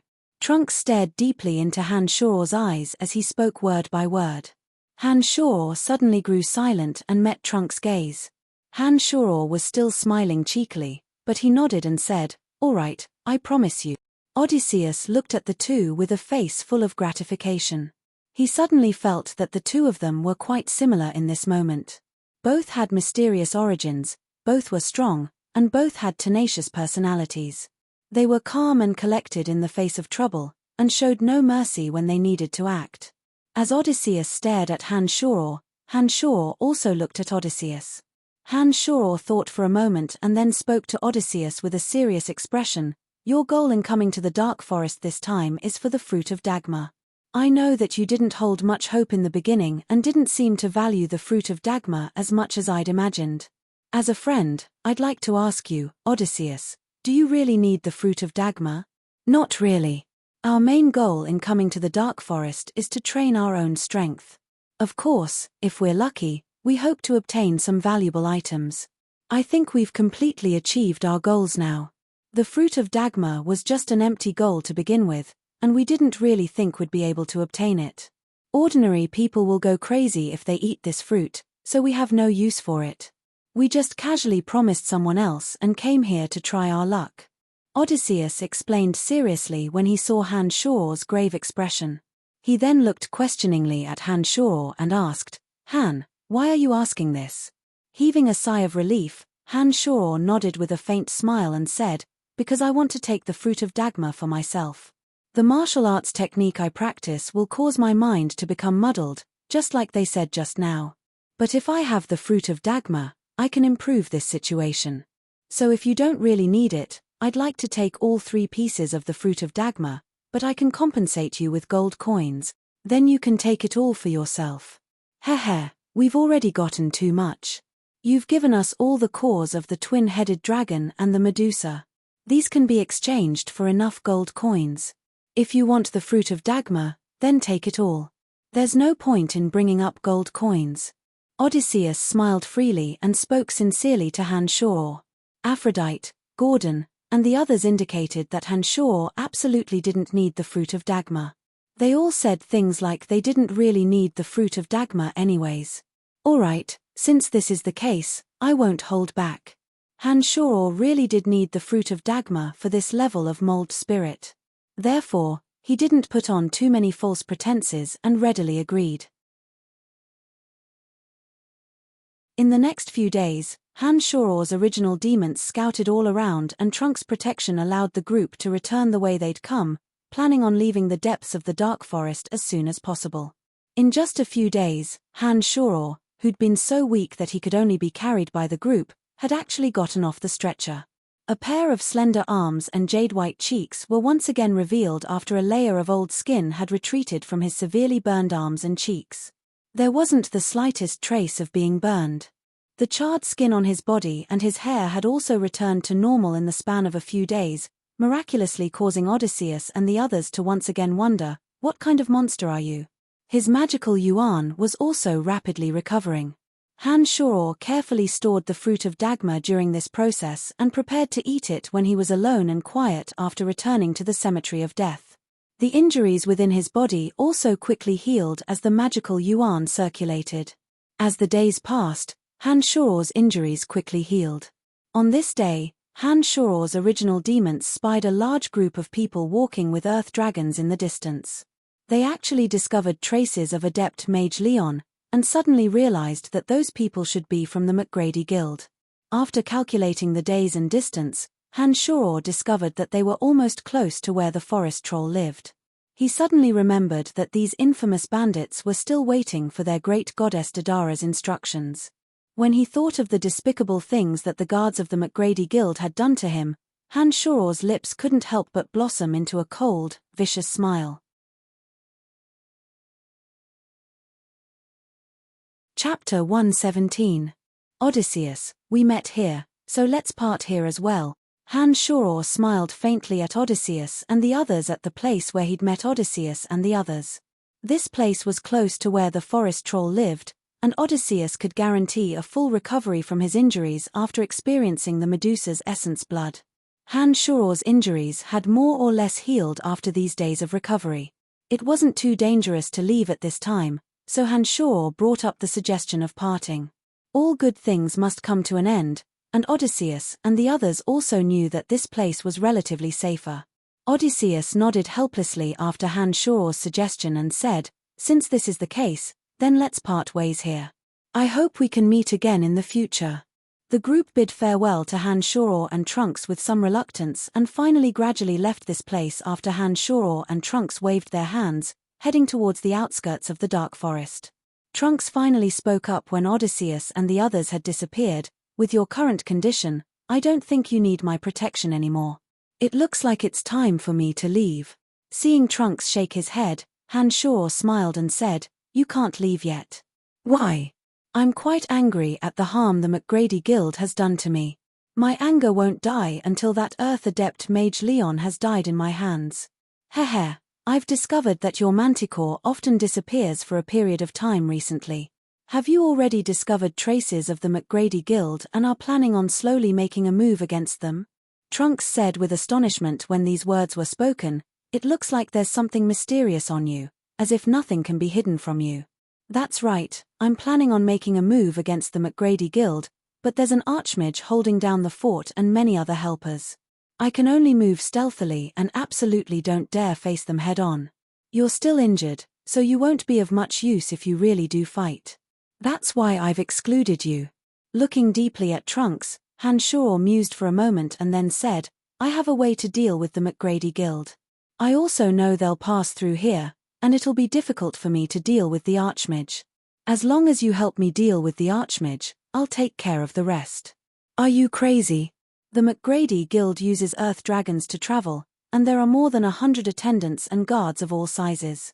There are 60 to 70 guards of all professions in this group. Do you think you can deal with so many people with your strength alone? Trunks stared at Han Shor and exclaimed in confusion. Smiling faintly and enigmatically, Han Shor said, "You don't need to worry about that. You'll know why I can deal with them when I show up. From now on, follow the McGrady Guild. You'll see them pay the price before long." After saying these words, Han Shor didn't wait for Trunks to continue asking and left with a long laugh, walking in another direction, leaving behind a baffled Trunks. When he arrived at the forest troll's holy land, Han Shor summoned the little skull and had the forest troll guarding this place take out the hidden bamboo raft, bringing him down the river to where the forest troll lived. The little skull's appearance immediately sent the silent forest troll tribe into a state of panic. The forest troll warrior who'd led Han Shor here immediately sprinted inside when he arrived. Before long, an excited old priest scrambled and crawled in front of the little skull and knelt down, kowtowing loudly. "The great goddess Dadara commands you to arm yourselves to the teeth and prepare. The great goddess Dadara plans to bring you to do a big business and rob a large human guild that's passing by." Han Shor raised his head high and gave his orders arrogantly. When they heard that they were going to rob, all the forest troll, whether old, women, or children, immediately became excited. They waved their weapons with one hand and waved the pockets they carried on their bodies with the other as they yelled loudly. It looked like the robbing nature of this race was something that no one could change. "Thank you, great goddess Dadara, thank you, great goddess Dadara, for your guidance." The old priest was beyond excited and immediately turned around to give orders to the strong troll leader who was running over from afar. When the forest troll leader heard that they were going to rob, he raised a long spear and stood on a high place, mobilizing his men. All sorts of young and strong forest troll automatically lined up in long lines, separated by the troll warriors, hunters, and priests. Before long, 500 to 600 forest troll were all ready to go. Seeing that they were all ready, Han Shor nodded and didn't say anything else. He gave an order to Little Skull. The high-spirited Little Skull stood on a high place like the forest troll leader, waving the bone knife in his hand high in the air. Little Skull, who was wearing a pirate's eye patch, had the demeanor of a bandit at this moment. Under the old priest's yell, the palanquin that had transported Little Skull last time was brought out again and placed Little Skull inside. Han Shor took out a black magic robe and wrapped it around his body and head, leading the way towards the path that the McGrady Guild would definitely take. Because the forest troll's reputation was too bad, it would definitely bring him trouble if he were to be found out in the future. Therefore, after some consideration, Han Shor decided to conceal himself as much as possible. The reason why he sent Odysseus and the others away was because Han Shor knew that they were too kind and simple. Not only would their presence not be of any use, they might even affect him a little. Therefore, he had no choice but to let them leave first. Han Shor was very clear about the McGrady Guild's location with the original demon's constant observation. He brought 500 to 600 forest troll to Atanai Mountain. Under Han Shor's orders, the forest troll began to skillfully set up traps and obstruct their advance. After everything was in place, the oily green-skinned forest troll stood in the thicket at the side and became one with the trees. It would be very difficult to find traces of them if one didn't look closely. Trunks rode his manticore and followed far behind this group of people.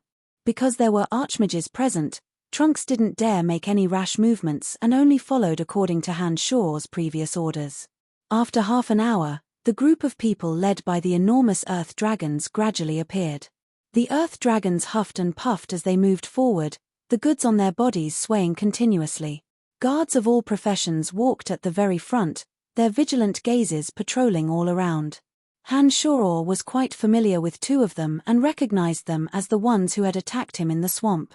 Apart from the two earth dragons, there were also a few enormous lizard camels in this wave of McGrady Guild people. A few richly dressed merchants were inside, surrounded by experienced guards. It was no wonder that even Trunks didn't dare act rashly. When they walked into the mountain valley, the souls of the guards in front of them suddenly gave way and they fell into a trap. Rocks rolled down from the surrounding hills and completely blocked their path. Javelins and spears were thrown from both sides and nailed into the ground beneath these people's feet. Loud cheers suddenly sounded from all directions. The excited forest troll took off the concealment on their bodies. 500 to 600 forest troll hurried over and surrounded the McGrady Guild people. Dadara, Dadara. At this moment, the forest troll discovered that this batch of prey was indeed very large. They all thought that this was indeed a gift from the great goddess Dadara and couldn't help but shout out. The old priest even knelt devoutly in front of Little Skull's palanquin and used an ancient incantation to express his gratitude. Damn it, it's the annoying forest troll. All sorts of complaints suddenly sounded from the McGrady Guild people. When they saw that the newcomers were forest troll, and such a large number of forest troll at that, the McGrady Guild people felt a great headache coming on. Now that the front and back of the caravan were blocked, it didn't look like they could get out of this peacefully. A beautiful, voluptuous woman wearing a gorgeous magic robe and holding a magic staff embedded with many gems slowly walked out from a palanquin at the back. The symbol of the magic staff on her body proved her identity as an archmage. The beautiful woman walked over with a smile and called out in a soft voice, "Hi, is there anyone I can talk to?" "Emissary, do you want to talk to her?" The old priest, who was still kowtowing to Little Skull, couldn't help but turn to stare at Hanshoro, who was hidden in a corner of the palanquin and wrapped in a black magic robe, when he heard the beautiful woman's call. "Go ask her what she wants." Hanshoro nodded and said. Under Hanshoro's orders, the old priest stood far away in front of the beautiful woman under the protection of the forest troll leader. The old priest opened his mouth to ask, "Ugly human girl, what do you have to say?" The beautiful woman had been smiling merrily at first, but her face immediately darkened when she heard the old priest speak. However, it was only for a moment before her expression returned to normal and a smile once again hung on her face. She said, "We're from the McGrady Guild. I know that you forest troll are strong, so I want to negotiate with you. We're willing to pay 10,000 gold coins in the hope that we can leave this place safely. We have a lot of people on our side, so you'll definitely suffer losses if we fight. What do you think? Ugly human girl, don't you know that the appetites of our race have always been large?" The old priest looked at the mature, flirtatious woman arrogantly and said in a stiff, cold voice. From Hanshoro's perspective, this beautiful woman had a lithe figure and gorgeous features. She was full of the aura of a mature woman and held a strong attraction for normal human males. It was a pity that the old priest and the others were forest troll and that the aesthetic standards of humans were completely different from theirs. The beauty in Hanshoro's eyes became a synonym for ugliness in the old priest's eyes. The beautiful woman took another deep breath and controlled herself under the repeated blows of ugly human girl. However, her gaze was no longer as kind as before as she stared at the old priest and said, "Then, what do you want?" The old priest puffed out his chest and was about to speak when he suddenly remembered Hanshoro's existence and said, "We need to discuss this." The old priest quickly walked towards Hanshoro after saying these words. A few forest troll warriors blocked Hanshoro, so the people around them couldn't even see Hanshoro's existence. The old priest came to Hanshoro's side and looked at Hanshoro. "Emissary, what should we do?" Frowning and looking into the distance, Hanshoro saw Leon appear at the back. The McGrady Guild specialized in smuggling and had some disputes with Phoebe's Guild of Boot. Add to that the fact that these people's previous evil deeds had offended Hanshoro, and so Hanshoro only hesitated for a moment before saying coldly, "There's nothing to say. According to the rules of our race, rob them all. If anyone resists, kill them all." When these words were spoken, the old priest said excitedly, "The emissary is wise, the emissary is wise."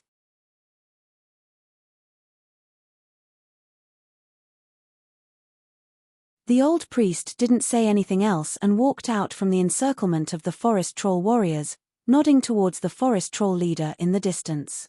The forest troll leader raised the long spear in his hand and gave a high-pitched call. The forest troll warriors surged out from all directions, and after the priests cast magic from the back, they charged fearlessly towards the guards of the guild. "Damn it, these greedy forest troll, let's fight it out with them." Angry shouts rang out from within the guild. The smile on that coquettish mature beauty's face had also disappeared at this moment. She chanted an incantation and waved the magic staff in her beautiful hand. A greyish-brown ball of air flew out of the magic staff and formed the head of a demon in the air, entangling the forest troll warriors that were charging over first. More than 10 greyish-brown balls of air continuously changed shape in the air and fell into the bodies of the forest troll warriors without any resistance. The troll warriors' rapid running speed suddenly slowed down, as if something strange was happening within their bodies. Sarcomas quickly appeared one after another, swelling and throbbing. They looked very frightening. With a pu, the sarcomas on the body of the first forest troll exploded, and dark black liquid seeped out from within. The liquid remained on their bodies and carried an incredibly strong corrosive effect, causing the forest troll to wail like ghosts and howl like wolves as their bodies gradually melted into liquid. The other forest troll that was splashed by the liquid also emitted thick white smoke from their bodies, appearing to be in great pain. When Han Shoror, who was at the back of the group, saw this archmage's attack, he recalled some of Fanny's magic explanations and recognized that this was the high-level dark magic, Devil's Haunt. He also finally knew that this flirtatious mature woman was actually a terrifying dark archmage. The tragic deaths of the first 10 forest troll warriors had caused a certain degree of panic among the forest troll. However, it was a good thing that the forest troll race had always survived in the midst of cruel pillaging. Although there was a short period of panic, they still continued to advance due to their large numbers. A sharp whistle suddenly emitted from Han Shoror's mouth. When Trunks, who had been observing everything from the shadows, heard Han Shoror's signal, he was a bit confused. This was because Han Shoror's whistle had come from within the forest troll. No matter how Trunks imagined, he would never have thought that Han Shoror would be mixed in with the forest troll. However, out of his trust in Han Shoror, Trunks still abruptly dashed out from his hiding place according to their previous agreement and charged towards the female dark archmage who was wreaking havoc on the forest troll. Trunks, who was riding on his manticore, gripped his long sword and locked onto the female archmage. Taking advantage of everyone's panic and confusion, he charged towards the female archmage, planning to first entangle her because the power of her dark magic was too great. Normal people wouldn't be able to defend against it. It's that Trunks. Everyone stop him. Don't let him near me no matter what. The female dark archmage actually quickly discovered Trunks and immediately yelled out in a high voice. 5 or 6 senior swordsmen, archers, and other mags immediately ran over from all directions to block the dark archmage when they heard the female dark archmage's yell. This group of people immediately launched their attacks, forcing Trunks to be unable to easily approach. The female archmage didn't pay attention to Trunks as she released one powerful dark magic after another with her back facing Trunks. The dozens of troll warriors that had rushed over fell one by one. Not a single one was able to approach the female archmage. Emissary, emissary, what should we do? The old priest saw the forest troll warriors die one by one and scrambled to Han Shoror's side, asking in a panic. Staring at the frightening female archmage for a long time, Han Shoror felt that he would still be hard-pressed to escape death if he rushed over. The invasion of the dark magic on the physical body was too frightening. It looked like perhaps only the little skull, which was purely made up of bones, wouldn't need to fear the invasion of the dark magic. Look, the great goddess Dadara has come out. Pointing at the little skull that had stepped out of the palanquin, Han Shoror comforted the old priest.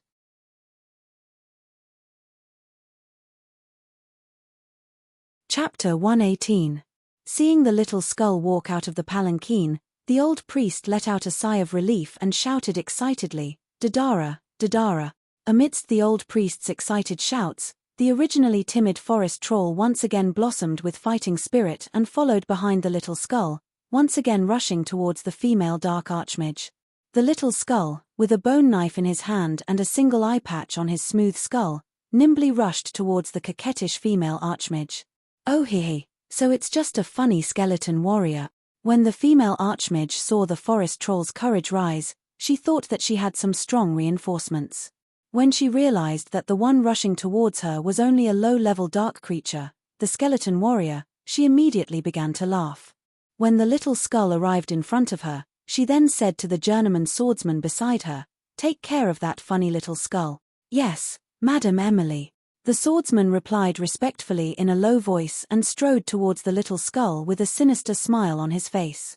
Unfortunately, before the journeyman swordsman could get close, the little skull, who was originally moving at a normal speed, suddenly bounced his 2 calf bones and magically flew close to the ground. His speed suddenly increased by more than 10 times. The small bone knife in his hand suddenly shot out, aiming directly at the journeyman swordsman who was trying to block his way. The small bone knife flew out of his hand and made an arc. To the astonishment of the journeyman swordsman, it had already made a full circle around his neck. Frightened out of his wits, the journeyman swordsman's body suddenly stopped and desperately used his sword to defend against the bone knife's attack. With a soft clang, the bone knife hit the long sword in the journeyman swordsman's hand, causing the journeyman swordsman to involuntarily take a step back. When the journeyman swordsman saw that he had blocked the bone knife, although he was shocked and took a step back, he finally let out a sigh of relief, thinking that he was temporarily out of danger. However, something that he couldn't understand before his death suddenly happened. The small bone knife that fell to the ground suddenly stabbed at his chest again just as he was about to rush forward. It completely surpassed his understanding and opened up a bloody hole in his chest, killing him. The little skeleton didn't pause for even a moment as he flew over. He reached out with his left hand and the little bone dagger that had just stabbed the journeyman swordsman to death landed miraculously in his hand. Then, the little skull's remaining empty eye stared at the horrified female Magister Emily. Oh, heavens! That skeleton warrior actually killed an intermediate swordsman. In the distance, although Trunks was constantly attacking the enemy, he still noticed the little skull's movements. When he discovered that the little skull had killed an intermediate swordsman, he couldn't help but cry out in surprise. Stop him! Stop him! Emily had also witnessed the little skull's miraculous performance.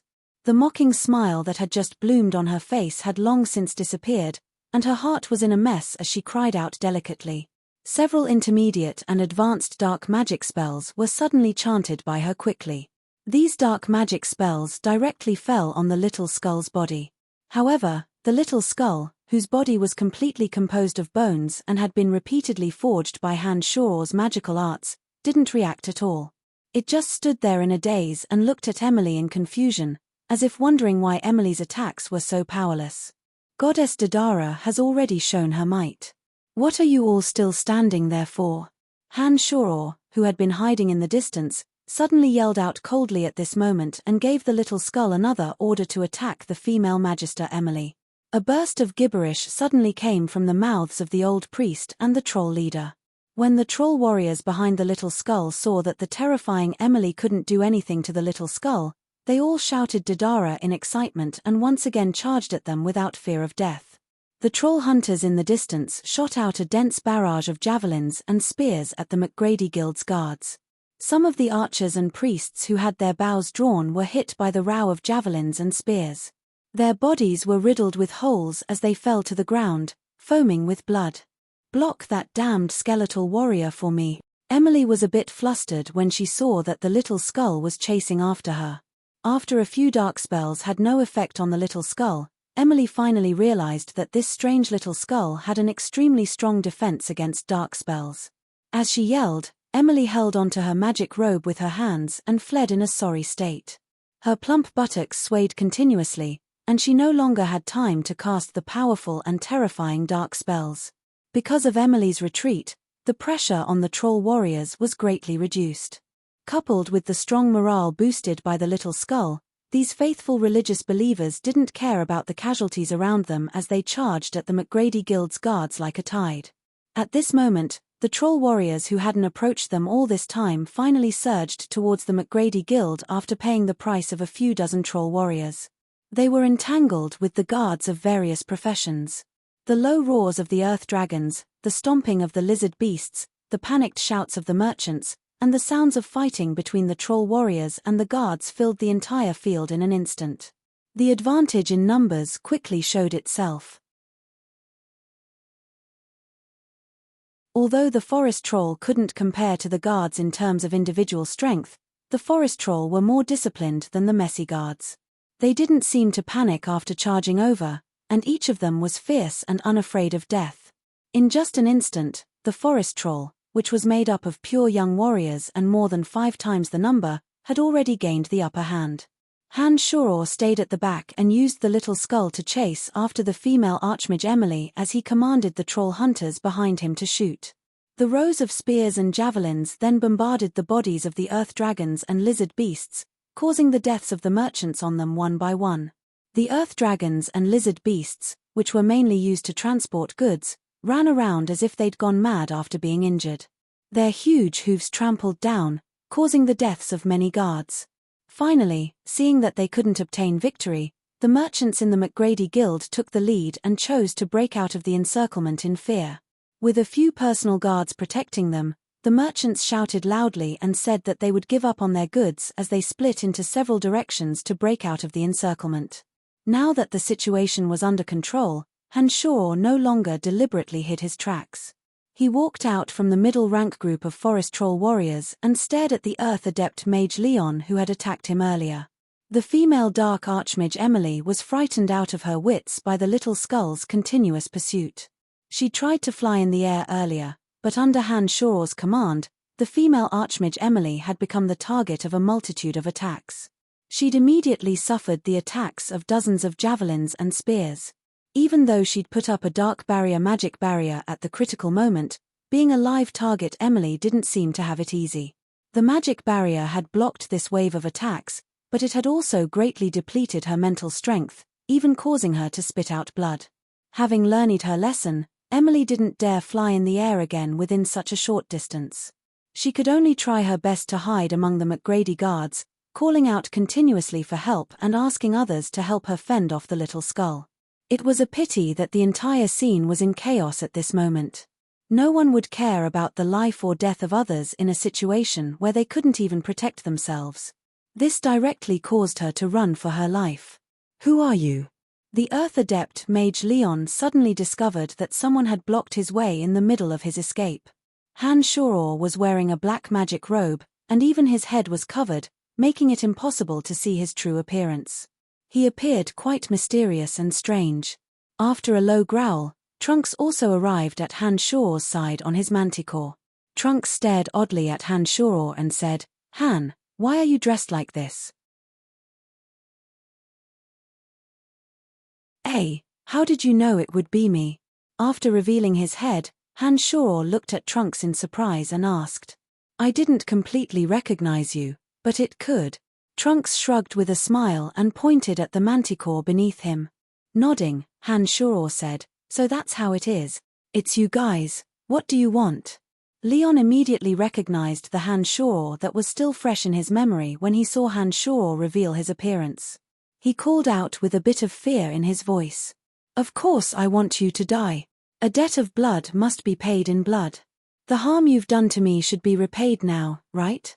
Han Shoror looked coldly at Leon and was about to charge at Leon after saying these words in a casual manner. "Han, leave this person to me. You haven't fully recovered from your injuries, so it's best if you don't act rashly." When Trunks saw that Han Shoror was about to make a move, he suddenly called out to stop him. He didn't wait for Han Shoror to respond and had already urged his manticore to charge at Leon. The Earth Adept Mage Leon immediately chanted a magical incantation when he saw Trunks approach with his manticore. The ground in front of him suddenly began to churn violently and a wall of earth quickly formed, blocking the path that Trunks was charging at. Leon, who'd cast the earth wall, understood that one Trunks was enough to take his life, not to mention that there was also a Han Shoror of unknown strength nearby. He didn't dare linger at all and hurriedly fled for his life as soon as the earth wall appeared. "Don't worry, I'll kill him." Trunks smiled faintly at Han Shoror as he rode on his manticore and charged at the earth wall with the manticore. Under the brandishing of the manticore and the long sword in his hand, the earth wall that had just formed collapsed with a loud rumble. After leaping over the earth wall, Trunks chased after the fleeing Leon unhurriedly, appearing to be quite relaxed. The original demons were scattered in 3 directions, and Han Shoror observed the entire situation through the observation of the original demons. He discovered that the forest troll, who had the advantage in numbers, had completely grasped the situation as the cowardly merchant group took the lead in fleeing. Following their attacks, the guards of the merchant group retreated step by step. No one else risked their lives to protect this batch of goods, and only did their utmost to break out of the encirclement. Little Skull followed Han Shoror's orders and chased after the female Dark Archmage with unyielding determination. A few forest troll followed closely behind their great god Dadara and dealt with the female Archmage together with Little Skull. With Little Skull leading the charge, the female Archmage was unable to use dark magic and was blocked by the forest troll from all directions. In the end, the female Archmage, Emily, was forced to fall into a trap and was caught in a large net made of tree branches.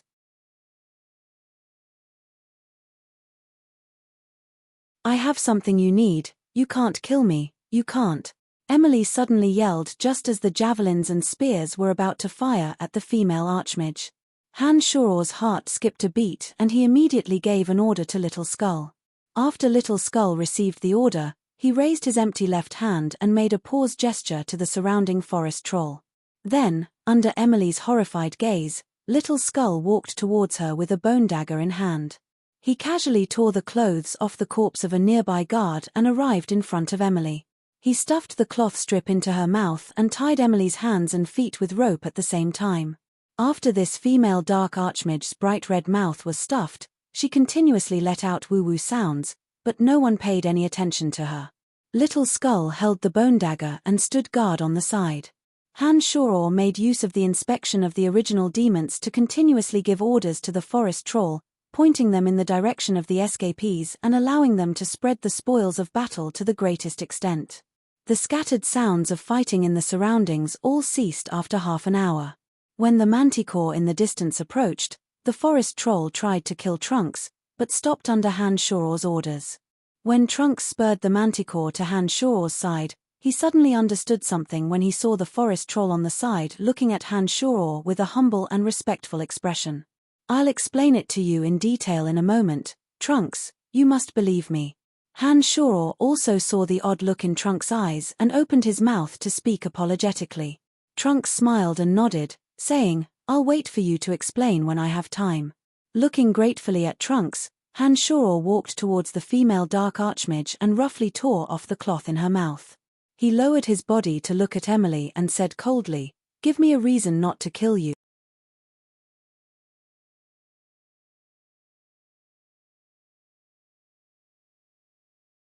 Chapter 119.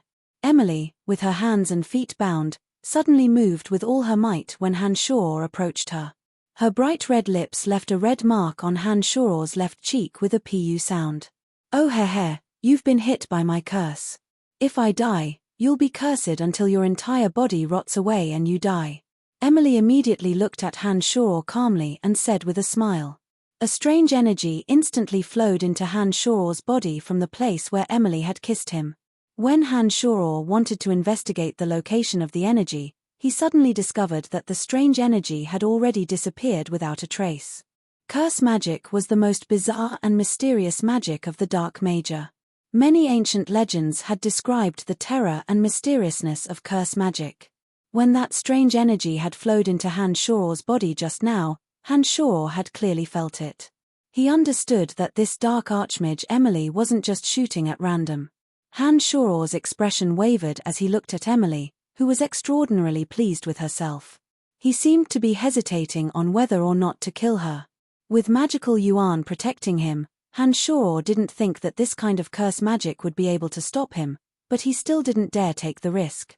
"Han, it's best if you don't act blindly without thinking. The Dark Mage's curse magic is one of the most mysterious types of magic. It can often achieve some truly terrifying things. We can leave this woman alive for now, and it won't be too late to kill her when we find a way to dispel the curse." Trunks thought for a moment when he saw Han Shoror furrow his brow in thought. Nodding, Han Shoror chuckled oddly as his eyes roamed over Emily's voluptuous, alluring, and mature body with ill intent.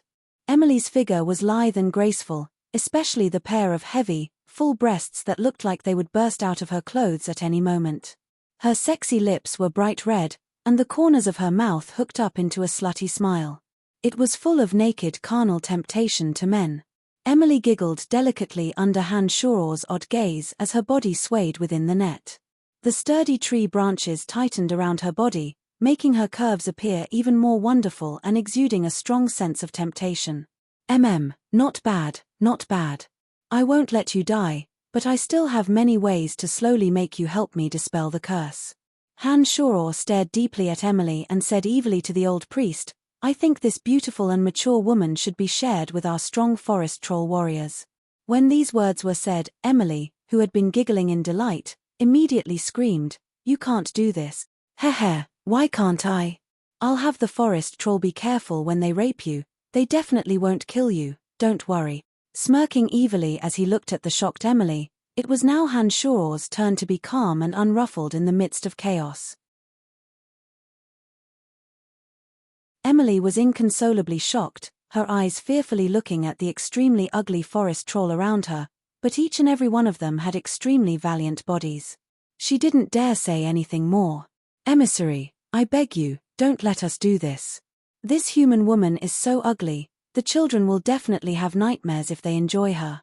We are all the people of the great goddess Dadara, emissary, you can't be so cruel. At this moment, the old priest suddenly knelt down in front of Han Shoror and begged Han Shoror with a pained expression. You blind dog, how dare you sully my beauty like this? I'm going to kill you, you disgusting old maggot. Before Han Shoror could react, Emily, who had just been trembling in fear, immediately began to move within the net in a rage, cursing viciously and fiercely at the old priest. Han Shoror was speechless. He hadn't thought that Emily would be such an ugly woman in the eyes of the forest troll. It looked like giving Emily to them to enjoy was actually a form of torture for them. This made Han Shoror feel like he didn't know whether to laugh or cry. Han, I think it's time for you to get down to business. Trunks smiled faintly as he looked at Han Shoror and opened his mouth. Nodding, Han Shoror said, Bring all the spoils of this time back to the tribe. Gag this woman's mouth and bring her back to the tribe to be well protected, but don't touch her for now. When the old priest heard that he didn't need to endure torture, he immediately called out to the forest troll and had them collect all the spoils of war in the surroundings according to Han Shoror's orders. Han Shoror left the little skull at Emily's side to watch over, ready to give Emily a strong blow at any moment. Han Shoror gestured to Trunks and the two left the area. After avoiding the forest troll and finding a quiet place, Han Shoror finally stopped and explained everything to Trunks. Of course, Han Shoror didn't tell Trunks everything about the cemetery of death and the refinement of the little skull. He only told Trunks what he could say. When Han Shoror had finished speaking, Trunks stared blankly for a while before looking at Han Shoror in confusion. So you're saying that you're a necromancer as well? Nodding, Han Shoror smiled, Of course, I'm a bona fide necromancer. It's just that the skeletal warrior I summoned was a bit odd, which was why the forest troll mistook it for their great god Dadara. Although these forest troll are loathsome and greedy, since they're now under my control, then rather than letting them do as they please, it's better to control them to rob people that they should rob. So I've temporarily kept them. If you can make use of them appropriately, these forest troll will be a great help. I hadn't thought that you'd be a necromancer as well. Ha, you have so many wondrous things on you. Just how many more things are you hiding from me? Not too much. Everyone has their own secrets. Haven't you never mentioned anything about yourself? Alright, then I won't ask any more. Continue with your matters, I need to train in the depths of the dark forest. Remember what you promised me, I'll have you help me when I feel the time is right. I think we'll have many more chances to meet in the future. When I've finished taking care of the matters on hand, I'll also train in the depths of the dark forest. I'll think of a way to find you then. By now, the two of them had truly treated each other as friends. However, everyone had their own secrets. Han Shoror's current base of operations was the Cemetery of Death, and he still had necromancy magic to study. In addition, he needed to report to the Dark Mantle organization from the Empire, and he also needed to prepare the dwarfs' rations. He couldn't go to the depths of the dark forest for the time being. There wasn't too much sadness in parting ways with Trunks. After Han Shoror sensed the location of the original demon and the little skull, he walked in the direction of the forest troll. He met up with the forest troll and returned to the forest troll clan together. This time, the forest troll had mobilized 500 to 600 people, each of them carrying a sack specifically for looting. After everyone had set off, they brought all the spoils of war back to the forest troll clan in one go. The McGrady merchant caravan had transported luxurious silks, soft and comfortable carpets, and other luxuries enjoyed by nobles. Apart from that, there were also some enormous chariots and siege equipment. The luxuries were still manageable, but the chariots and siege equipment could cause great trouble if they weren't being supplied to the Empire's military when they were transported to the Empire. Han Shoror had learned from Phoebe that the McGrady merchant caravan was involved in smuggling. It looked like those things weren't being supplied to the Empire's military. It looked like the McGrady merchant caravan was quite bold indeed. The luxuries were usually stored in the space rings of the dead merchants.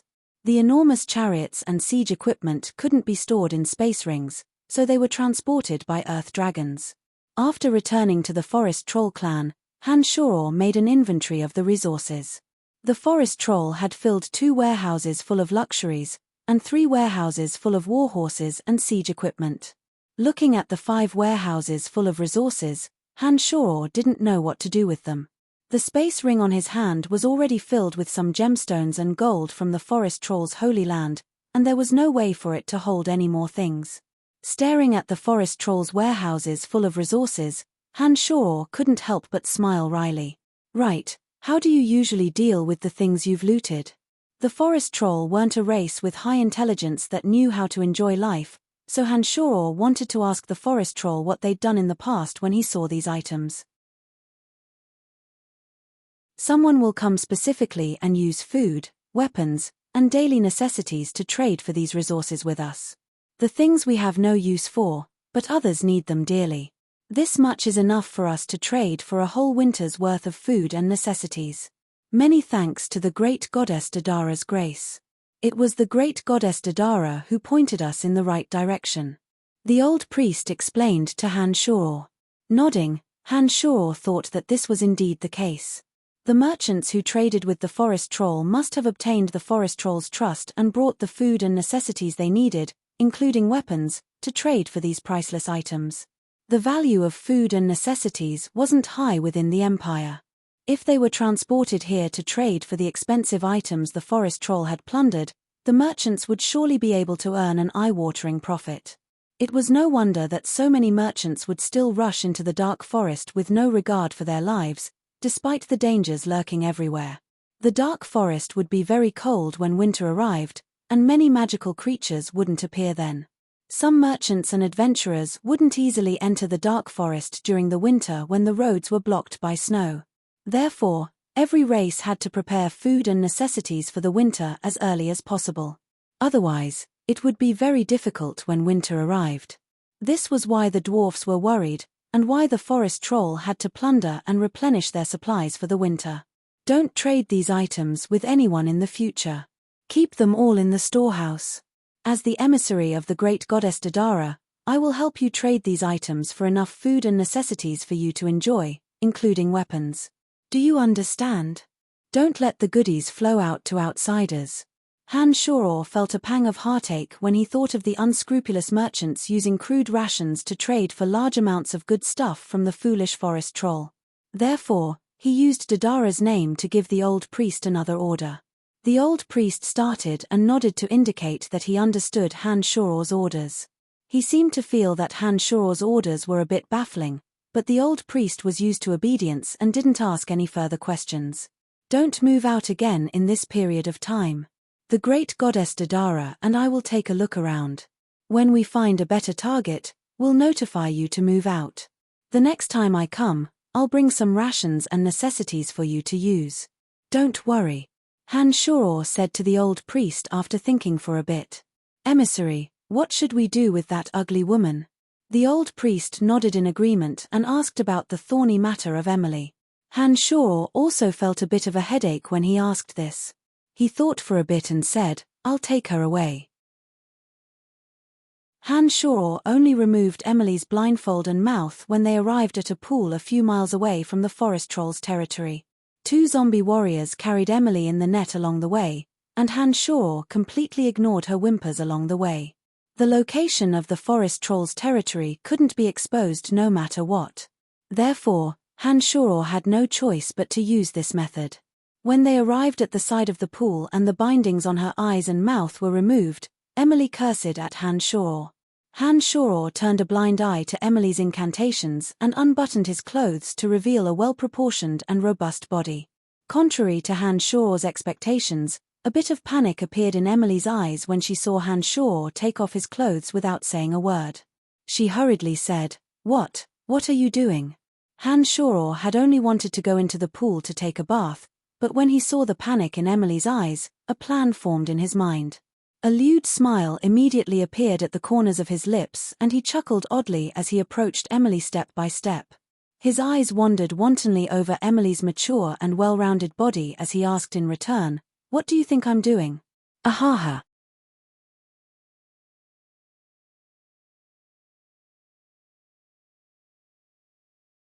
Chapter 120.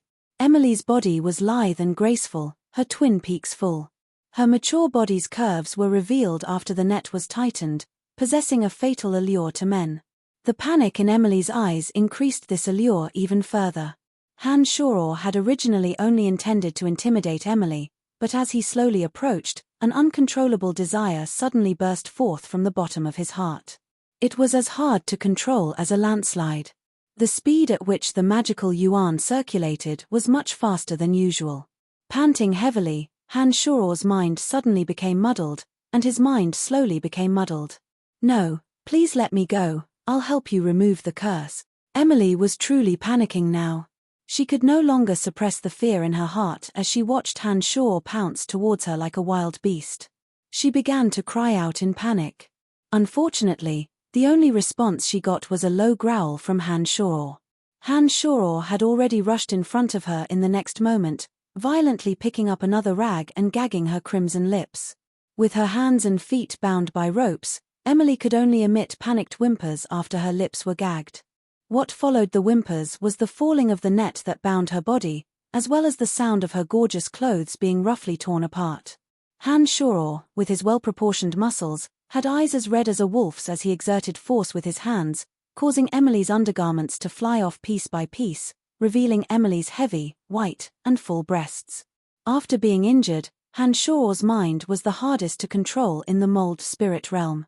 Under such strong allure, he finally lost control of his mind and pounced forward. Emily, with her hands and feet bound by ropes, was caught in Han Shor's arms and pushed against a nearby tree. One of his hands started to rub Arimeli's voluptuous breasts without any restraint. He couldn't even grasp them with one hand. Arimeli's left breast kept changing shape in his hand, and her right breast bounced up and down beautifully. His other hand violently tore at Emily's lower body's clothing. When her perky buttocks were exposed to the air, Emily knew that her undergarments had also been torn. She shook her head even more frantically and began to struggle fiercely in Han Shor's tight hold. Unfortunately, a mage was still a mage, even if she had reached the level of a magister. Even an archmage like her was far inferior to Han Shor's. Emily's struggles were extremely powerless, and her breasts rammed against Han Shor's chest as she struggled. Her firm and slender thighs were also entangled with Han Shor's legs due to her twisting. Her powerless struggles actually encouraged Han Shor's ruthlessness. Her gorgeous satin undergarments were torn into strips, hanging on her white skin. Most of her heavy, plump breasts and smooth buttocks were already exposed in front of Han Shor. With a soft ripping sound, Han Shor's clothes were also torn apart by himself. Immediately after, Han Shor, who was tightly pressed against Emily, used his knees to forcefully separate Emily's thighs, and fiercely thrust his vicious-looking object inside. A woo-woo sound mixed with intense pain once again came out of Emily's mouth. Tears instantly filled Emily's eyes, and 2 lines of sparkling tears flowed down her cheeks and into her neck. Han Shor, who had already sunk into madness, didn't have the slightest bit of tenderness for the fairer sex. His body, which had been repeatedly forged by demonic magic, had unimaginable stamina and capital. Amidst Emily's woo-woo sounds, Han Shor released his boundless stamina to his heart's content, venting the energy he had accumulated over the years on Emily's mature and wonderful body. After a long, long time, his mind gradually became clear. Han Shoror seemed to have experienced a great battle, and his entire body was filled with indescribable joy and comfort.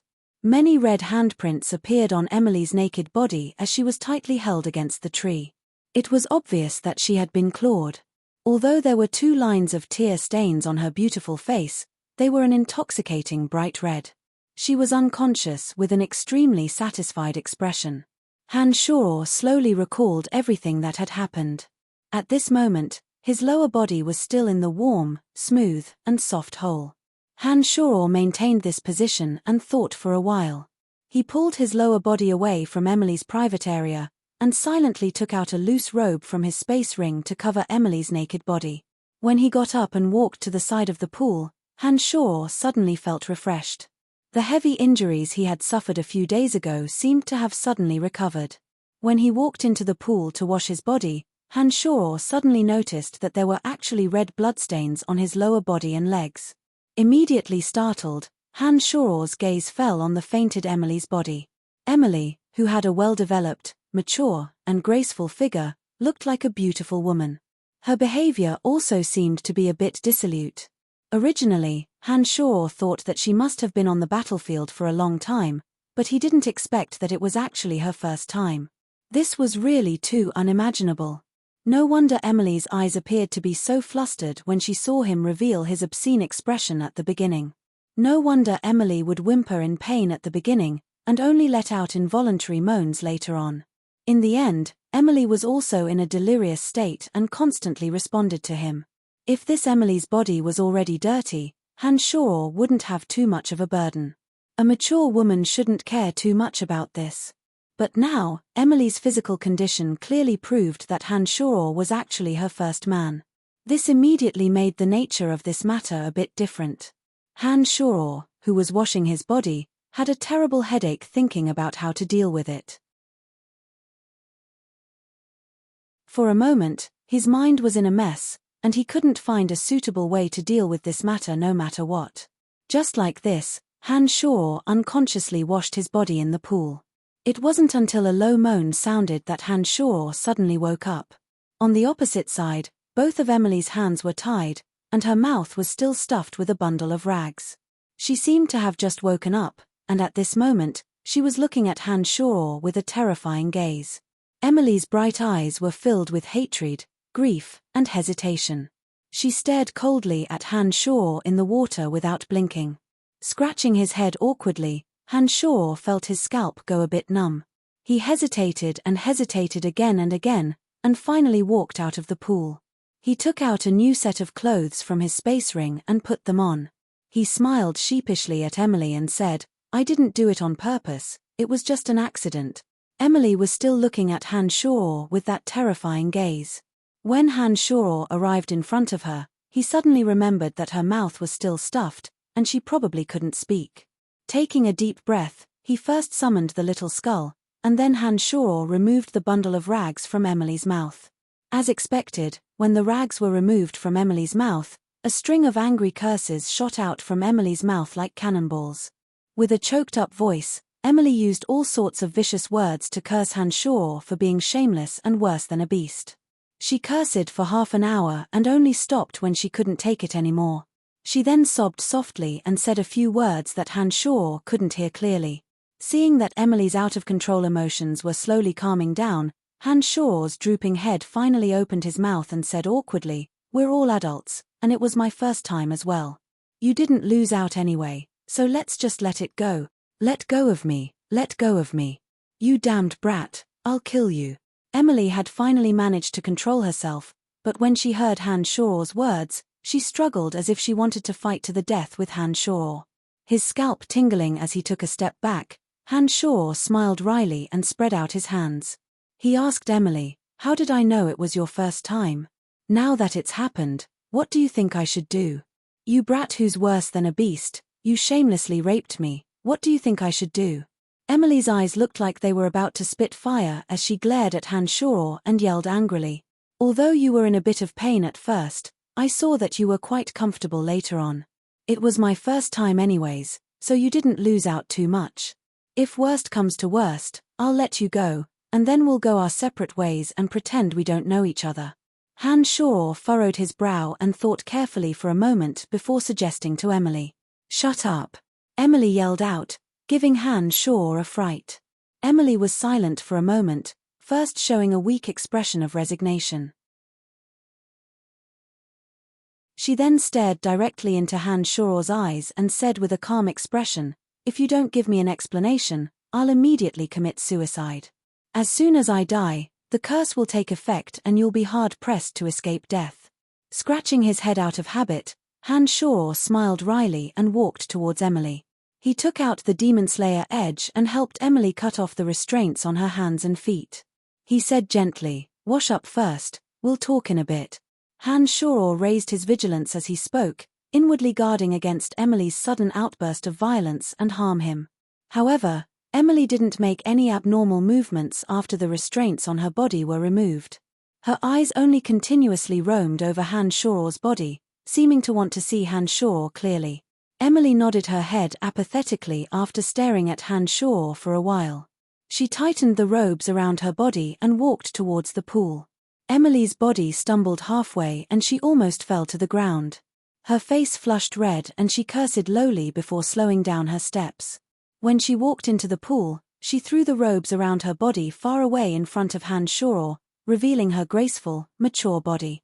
She began to wash up without any reservations.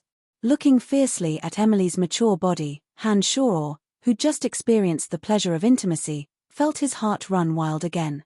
However, he said with a deadpan expression, "Hey, I'm still here. It won't be good for you to take off all your clothes and wash up, will it?" Suddenly turning around, Emily's towering twin peaks, smooth abdomen, and a smear of dark skin between her legs were completely exposed to Han Shaw. Glaring fiercely at Han Shaw, Emily said, "You've seen and touched, and now you're pretending to be proper in front of me. You really aren't just ordinarily shameless. Humph, if I go too far away, who knows if you'll take the opportunity to escape. I'll watch you closely." Originally, Han Shaw really did plan on taking the opportunity to escape, but when he heard her say this, he smiled awkwardly and said, "I'm not that kind of irresponsible person.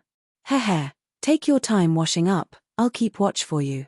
After a while, under Han Shaw's visual enjoyment, Emily, who'd washed herself clean and changed into a new set of gorgeous magic robes, walked up to Han Shaw with her radiant beauty. She first looked at the little skull holding the bone knife next to her with surprise, then stared at Han Shaw and asked, after thinking for so long, "Do you know how to explain yourself to me?" Han Shaw, who'd been watching for a long time, pulled Emily into his arms and fiercely kissed Emily's rosy lips. His large hands began to roam unceremoniously all over Emily's voluptuous body. An intoxicating and wonderful feeling slowly spread in Han Shaw's heart as their tongues intertwined and rubbed. Emily struggled fiercely at first, but even though the restraints on her hands and feet were removed, Emily still couldn't break free from Han Shaw's embrace. Under the effects of Han Shaw's long kiss, her body actually slowly softened and her struggles became more and more powerless. In the end, her tongue actually took the initiative to entangle in Han Shaw's mouth like a little snake. After a while, when the two felt that it was difficult to breathe, they finally separated while panting heavily.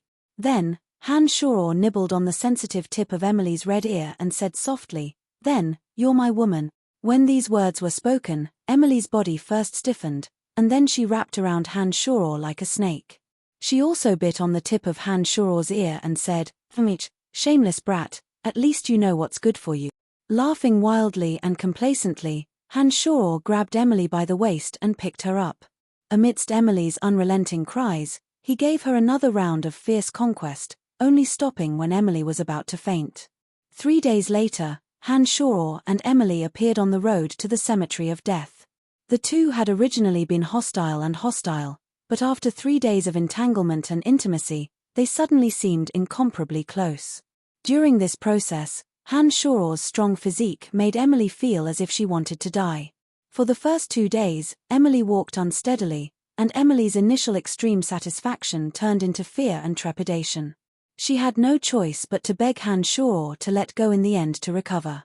Having tasted the sweetness, Hanshaw finally knew that the taste of a woman was indeed indescribably wonderful. These 2 days of conquest made Hanshaw feel that he had lived his life in vain. He had completely indulged himself in depravity. As they got closer and closer to the cemetery of death, Hanshaw suddenly had a preposterous feeling as he looked at the beautiful Emily beside him. Neither of the two had taken the initiative to reveal their identities, and neither had asked the other. Therefore, even now, Hanshaw didn't know Emily's identity. At this time, the only thing that Hanshaw felt was inappropriate was that he didn't know how to face Fanny in the future. Hanshaw had true feelings for Fanny. This Emily had only come together because of the absurd situation. He didn't know how to deal with her in the future, so he could only take one step at a time. However, as they got closer to the cemetery of death, Hanshaw couldn't help but worry. The cemetery of death was Hanshaw's greatest secret. The fastest way to the Empire was through the transportation matrix in the cemetery of death. However, Emily had made it clear that she wanted to pester him. Now that he didn't know anything about Emily's identity, Hanshaw didn't dare to take the risk of telling her this secret. Therefore, he appeared to be in a difficult position. "Don't worry, the curse technique that I cast on you was only a lie. You don't need to be so worried. That kind of strong curse technique requires the medium of your body. If I really were to cast it, it wouldn't be as simple as a light kiss. I would have to pay a great price myself." Emily saw that Hanshaw had been frowning the entire way and thought that Hanshaw was worried about this. She couldn't help but smile and speak comfortingly. Hanshaw started. Although he wasn't worried about this matter, he still felt a bit glad when he heard that the curse technique was fake. He then thought of the strange feeling in his body after Emily had kissed him.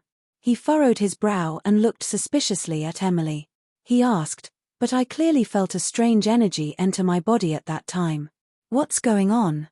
"Heh, that's a low-level disease spell that I cast to purposely give you a misconception." Emily looked proudly at Hanshaw and explained with a smile. Pausing, Emily suddenly thought of something and stared oddly at Hanshaw. "Speaking of this disease spell, I forgot that you should have been sick a long time ago. You're just a little necromancer. How is it that not only are you completely fine now, but you even have endless stamina when you're doing that bad thing? What's going on?" Ordinary disease spells naturally wouldn't have much of an effect on his abnormal body. The repeated forging of magical yuan had created an extraordinarily strong physique for Hanshaw. Add to that the fact that Emily had always thought that Hanshaw was only a necromancer, it was no wonder that she would be so baffled. However, Hanshaw didn't explain and only chuckled oddly without saying anything. Secretive little brat. Emily didn't mind either as she rolled her eyes at Hanshaw and rebuked.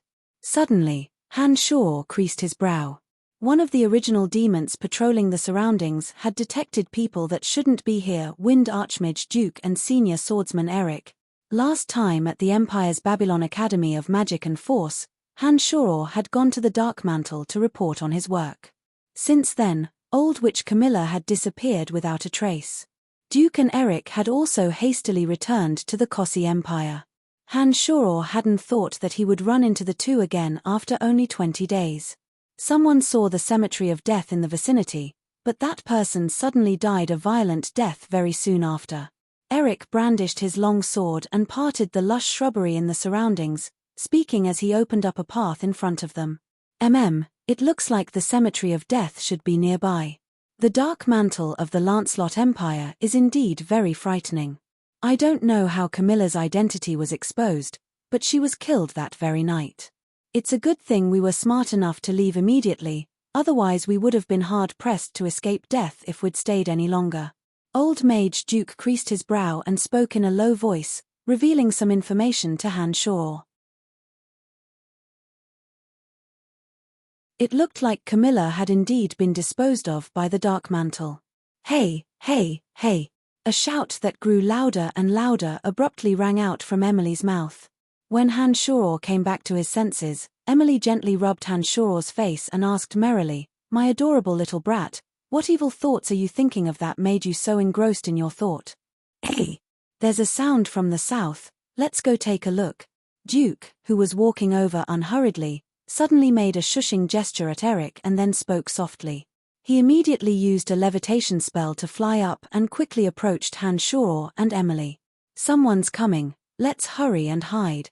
Han Shoror had been about to respond when he sensed Duke's movements and hastily called out to Emily.